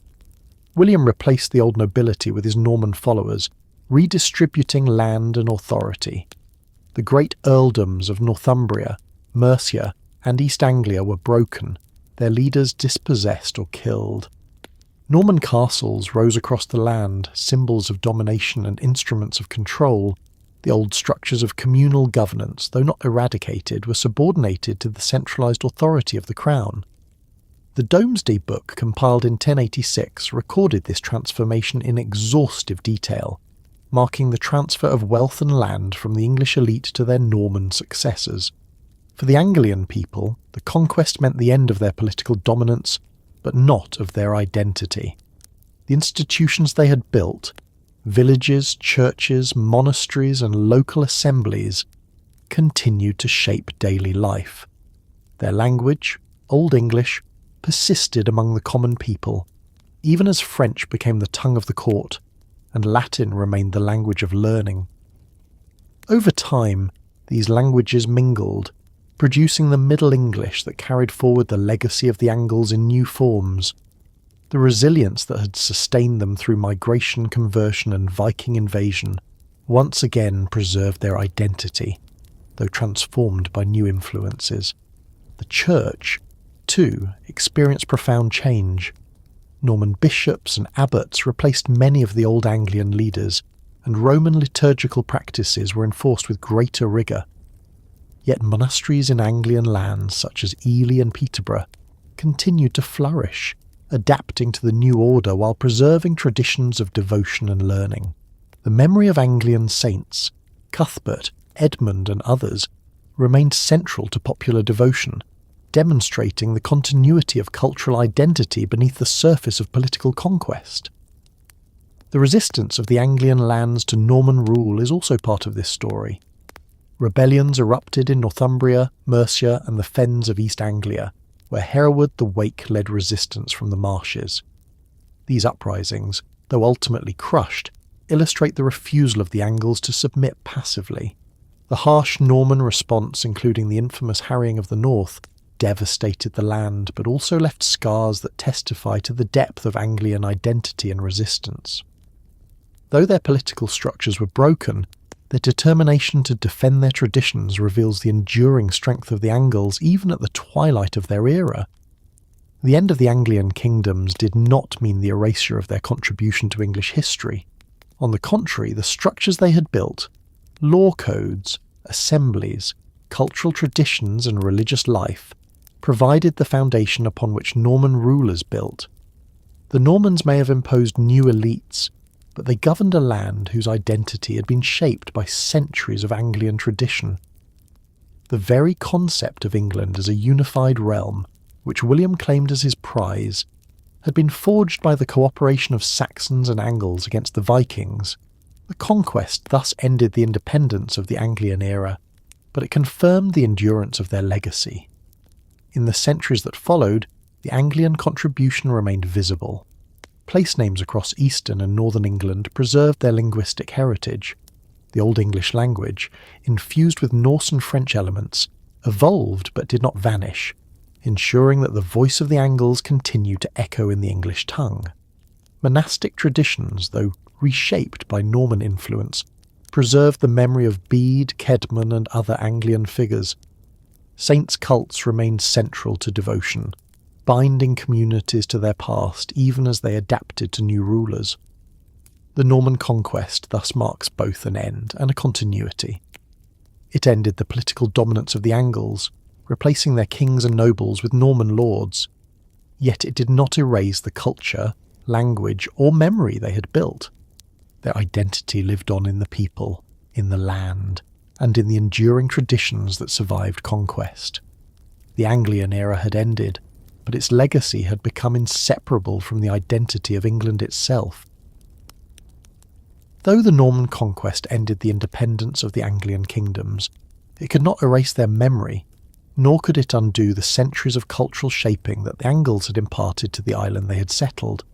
Their political structures, their language, their literature, their religion, and their worldview had already been woven so deeply into the fabric of English identity that no conquest could uproot them. To speak of England itself is to speak of the Angles, for the very name of the nation is derived from them. Long after their kingdoms vanished, their legacy endured, not only as a chapter of the past, but as a foundation upon which the English identity has continued to rest. The most obvious marker of the Anglian legacy lies in the name England, the land of the Angles. From this phrase came England, a designation that transformed a tribal identity into the name of a nation. In the Old English tongue, English referred originally to the speech of the Angles, but over time it came to encompass all the dialects of the Anglo-Saxon settlers, uniting them under one linguistic banner. The evolution of this term reveals the central role of the Angles in defining collective identity. Though Saxons, Jutes and Frisians had all contributed to settlement, it was the name of the Angles that prevailed, becoming the enduring marker of the people and the country. In this way, the Angles secured a legacy not only in history but in the very vocabulary of identity. Language itself is one of the most profound legacies of the Angles. Old English, shaped heavily by Anglian dialects, became the foundation of the English language as it developed through the Middle Ages. Though French and Latin left deep marks after the Norman conquest, the core of English vocabulary and grammar remained Germanic, rooted in the speech brought by the Angles across the North Sea. Common words of daily life, mother, father, house, land, friend, king, derive from this heritage, embedding Anglian identity in the rhythms of modern English. Even today, the language spoken across the globe carries the legacy of the Angles, testifying to the endurance of their contribution to culture. The memory of the Anglian kingdoms persisted in chronicles and literature. Bede's ecclesiastical history of the English people, written in the 8th century, remained a central source for understanding the origins of English identity, ensuring that the story of conversion and the role of the Anglian kingdoms was never forgotten. Monastic chronicles in later centuries drew upon these traditions, preserving the memory of Northumbria's scholarship, Mercia's power, and East Anglia's saints. The heroic poetry of the Old English tradition, much of it rooted in Anglian culture, continued to influence literary imagination long after the Norman conquest. Works like Beowulf and The Wanderer carried forward the values of loyalty, courage, and fate that defined the Anglian worldview, ensuring their voice was not silenced by conquest. Religion preserved another vital strand of Anglian legacy. Saints such as Cuthbert of Lindisfarne, Edmund of East Anglia, and Hilda of Whitby continued to inspire devotion in the centuries after 1066. Their shrines attracted pilgrims, their stories were retold, and their memory bound communities to their past. Even as Norman abbots and bishops reorganised the church, they could not erase the cults of Anglian saints, which remained central to local identity. Through the veneration of these figures, the Angles lived on in the spiritual life of England, their legacy sanctified in devotion and memory. The landscape itself bore witness to their endurance.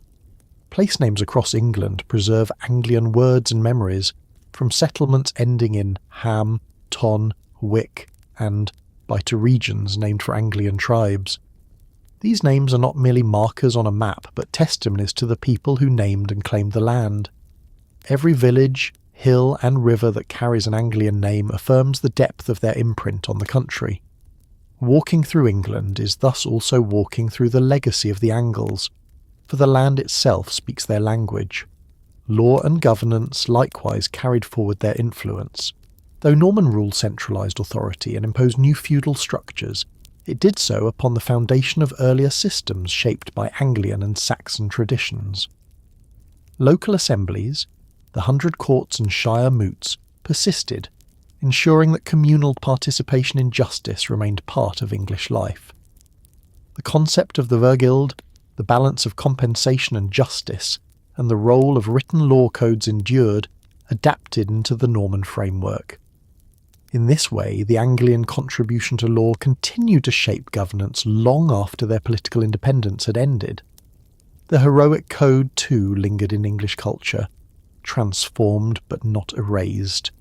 The ideals of loyalty to one's lord, generosity and courage in the face of fate were reinterpreted within Christian and chivalric frameworks, but their essence remained.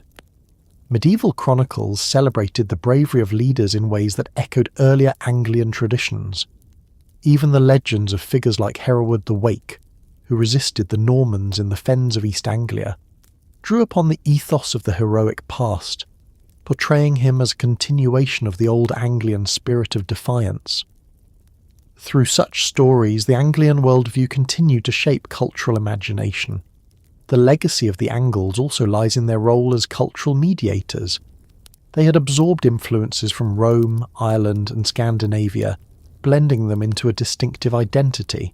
This capacity for synthesis became a hallmark of English culture, preparing it to absorb and adapt to Norman influences without losing its core. The very resilience that had sustained the Angles through migration, conversion, and invasion ensured that their contribution remained central to English identity, even as new elites rose to power. The English people who emerged after the Norman conquest were not simply Norman or Saxon, but heirs of a long Anglian tradition of adaptation and endurance. In the centuries that followed, the Angles were remembered in both scholarship and popular imagination. Antiquarians in the Middle Ages and Renaissance traced the origins of the English to the Angles, Saxons and Jutes, drawing upon Bede and other chroniclers. The idea of the English race as descended from these tribes became a central element of national identity, invoked in law, literature and political thought. Even as England expanded its influence abroad, the memory of its origins in the Anglian migrations remained part of its self-understanding. Modern scholarship continues to uncover the depth of this legacy. Archaeological discoveries, from Sutton Hoo to the monasteries of Northumbria, reveal the richness of Anglian culture and its lasting influence. Linguistic studies trace the endurance of Anglian dialects in shaping modern English. Historical analysis situates the Angles as central players in the creation of England, demonstrating that their story is not a forgotten chapter, but a foundational narrative. The legacy of the Angles thus persists not only in memory, but in the ongoing exploration of history itself. In the daily lives of the people, too, the Anglian legacy endures. The rhythms of the English language, the structure of villages and towns, the persistence of local customs, and the veneration of saints all carry echoes of the world the Angles created. Even when political elites changed, the fabric of everyday life remained deeply marked by Anglian traditions. The resilience of their identity ensured that they became part of the collective inheritance of the English nation. To speak of the legacy of the Angles in English identity is therefore to recognise the depth of their contribution across every sphere of life: political, cultural, linguistic, religious, and social. They gave England its name, shaped its language, defined its laws, inspired its literature, and sanctified its landscape with saints and heroes. Their kingdoms may have fallen, but their memory never did, for it became the very foundation of Englishness. The Norman conquest may have marked the end of the Anglian era, but it also revealed the endurance of their legacy, for England itself remained the land of the Angles, its people forever shaped by their traditions. The centuries after the Norman conquest gradually transformed England into a kingdom that bore little outward resemblance to the early world of the Angles. Norman castles loomed over the landscape, French words seeped into the language, and the feudal system reorganised power. Yet beneath these changes the memory of the Angles lingered. It did not fade with the passing of their kings or the loss of their independence. Instead, it evolved, finding new forms in chronicles, folklore, scholarship, and national imagination. the Angles became not merely a historical people, but a remembered people, their story retold and reshaped from the Middle Ages to modern times, transformed into myth as much as history. The way they were remembered reveals as much about later generations as about the Angles themselves, for each age reinterpreted their legacy in light of its own needs and aspirations. The medieval memory of the Angles was shaped above all by Bede. His ecclesiastical history of the English people, composed in the 8th century, remained the authoritative account of England's origins for centuries. Monks and clerics across medieval Europe read Bede's work, absorbing his portrayal of the Angles as chosen instruments of God, converted from paganism to Christianity, and united in faith. In this telling, the Angles were not merely a tribe, but a people with a providential destiny. Later chroniclers built upon Bede, weaving his narrative into broader histories of the realm. The Norman rulers themselves adopted this memory, for to govern England was to claim inheritance of its past. The Angles thus became part of the legitimising mythology of kingship, their story integrated into the identity of medieval England. Folklore preserved another layer of memory. In regions where the Angles had once ruled, Northumbria, Mercia and East Anglia, local traditions remembered their heroes, saints and battles. Tales of St. Cuthbert's miracles circulated widely, binding communities to their Anglian past through devotion. The cult of St. Edmund in East Anglia became a focal point of regional identity, his martyrdom remembered as both a tragedy and a triumph. Legends of resistance against the Normans, such as the story of Hereward the Wake, drew upon older heroic traditions, blending memory of the Angles with the newer struggles. Such stories ensured that the Angles were not forgotten in local consciousness, even when national politics had moved beyond their kingdoms. The rediscovery of the Angles in the Renaissance brought a new dimension to their memory. Antiquarians, inspired by humanist scholarship, sought to trace the origins of nations. They turned to Bede and other medieval sources, reconstructing the story of the Angles, Saxons and Jutes. For them, the Angles were not only ancestors but models of virtue, free from the corruption they associated with later ages. The idea of the Anglo-Saxon emerged during this period, a term that blended the memory of the Angles with that of their kin, creating a composite identity that came to symbolise the origins of the English nation. This rediscovery was not a neutral act of history, but a selective remembering, highlighting elements that resonated with contemporary concerns about governance, law and liberty. The rise of nationalism in the early modern period further reshaped the myth of the Angles. As England asserted itself as a distinct nation within Europe, writers and politicians invoked the legacy of the Anglo-Saxon ancestors to claim ancient roots for English freedoms. The idea of the Vita Nagemot, the early assemblies of nobles and free men, was reinterpreted as a precursor to parliamentary government. The common law was traced back to the customs of the Angles and Saxons, presented as a tradition of liberty that distinguished England from continental despotism. In this narrative, the Angles were remembered not simply as settlers, but as founders of English liberty, their legacy used to legitimise political institutions of the present.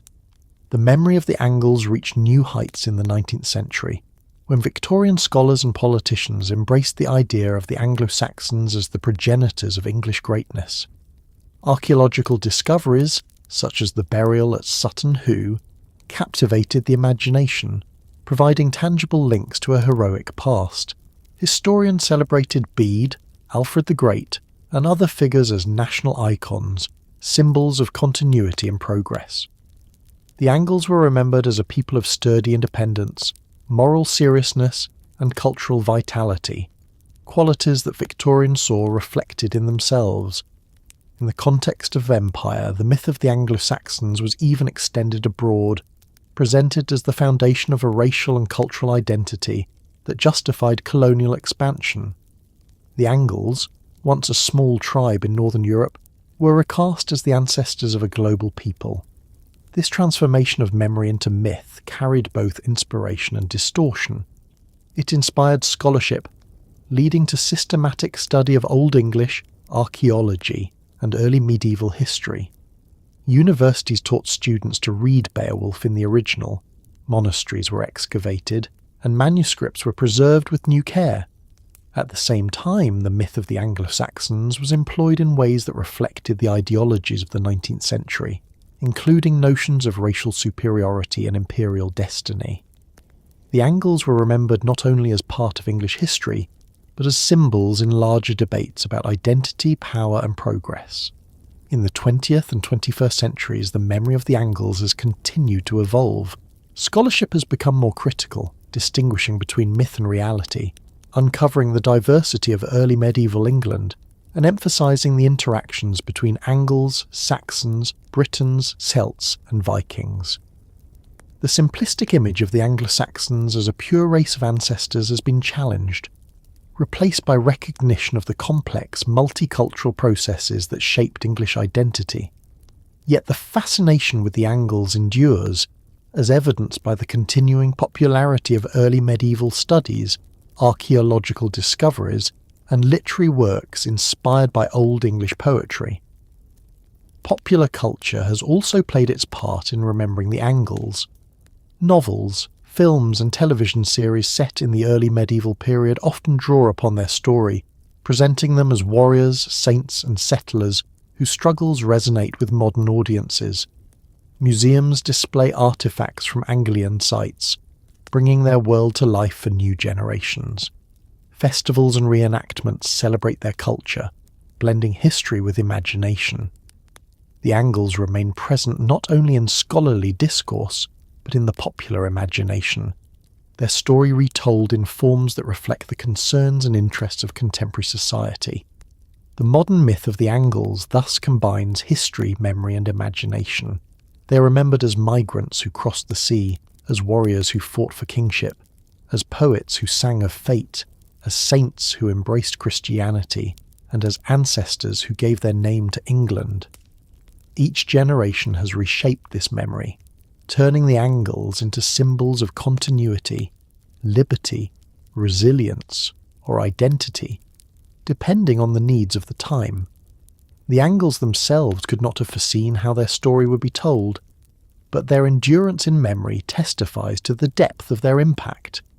In the end, the Angles are remembered not only for what they were, but for what they came to represent. Their journey from tribal homeland to medieval kingdom, from conquest to cultural survival, from history to myth, reflects the broader story of England itself. They are remembered in chronicles and charters, in language and law, in place names and saints' shrines, in poetry and myth. From medieval memory to modern scholarship, from local folklore to global imagination, the Angles have never disappeared. They live on in the very identity of England, a people remembered and reimagined across the centuries,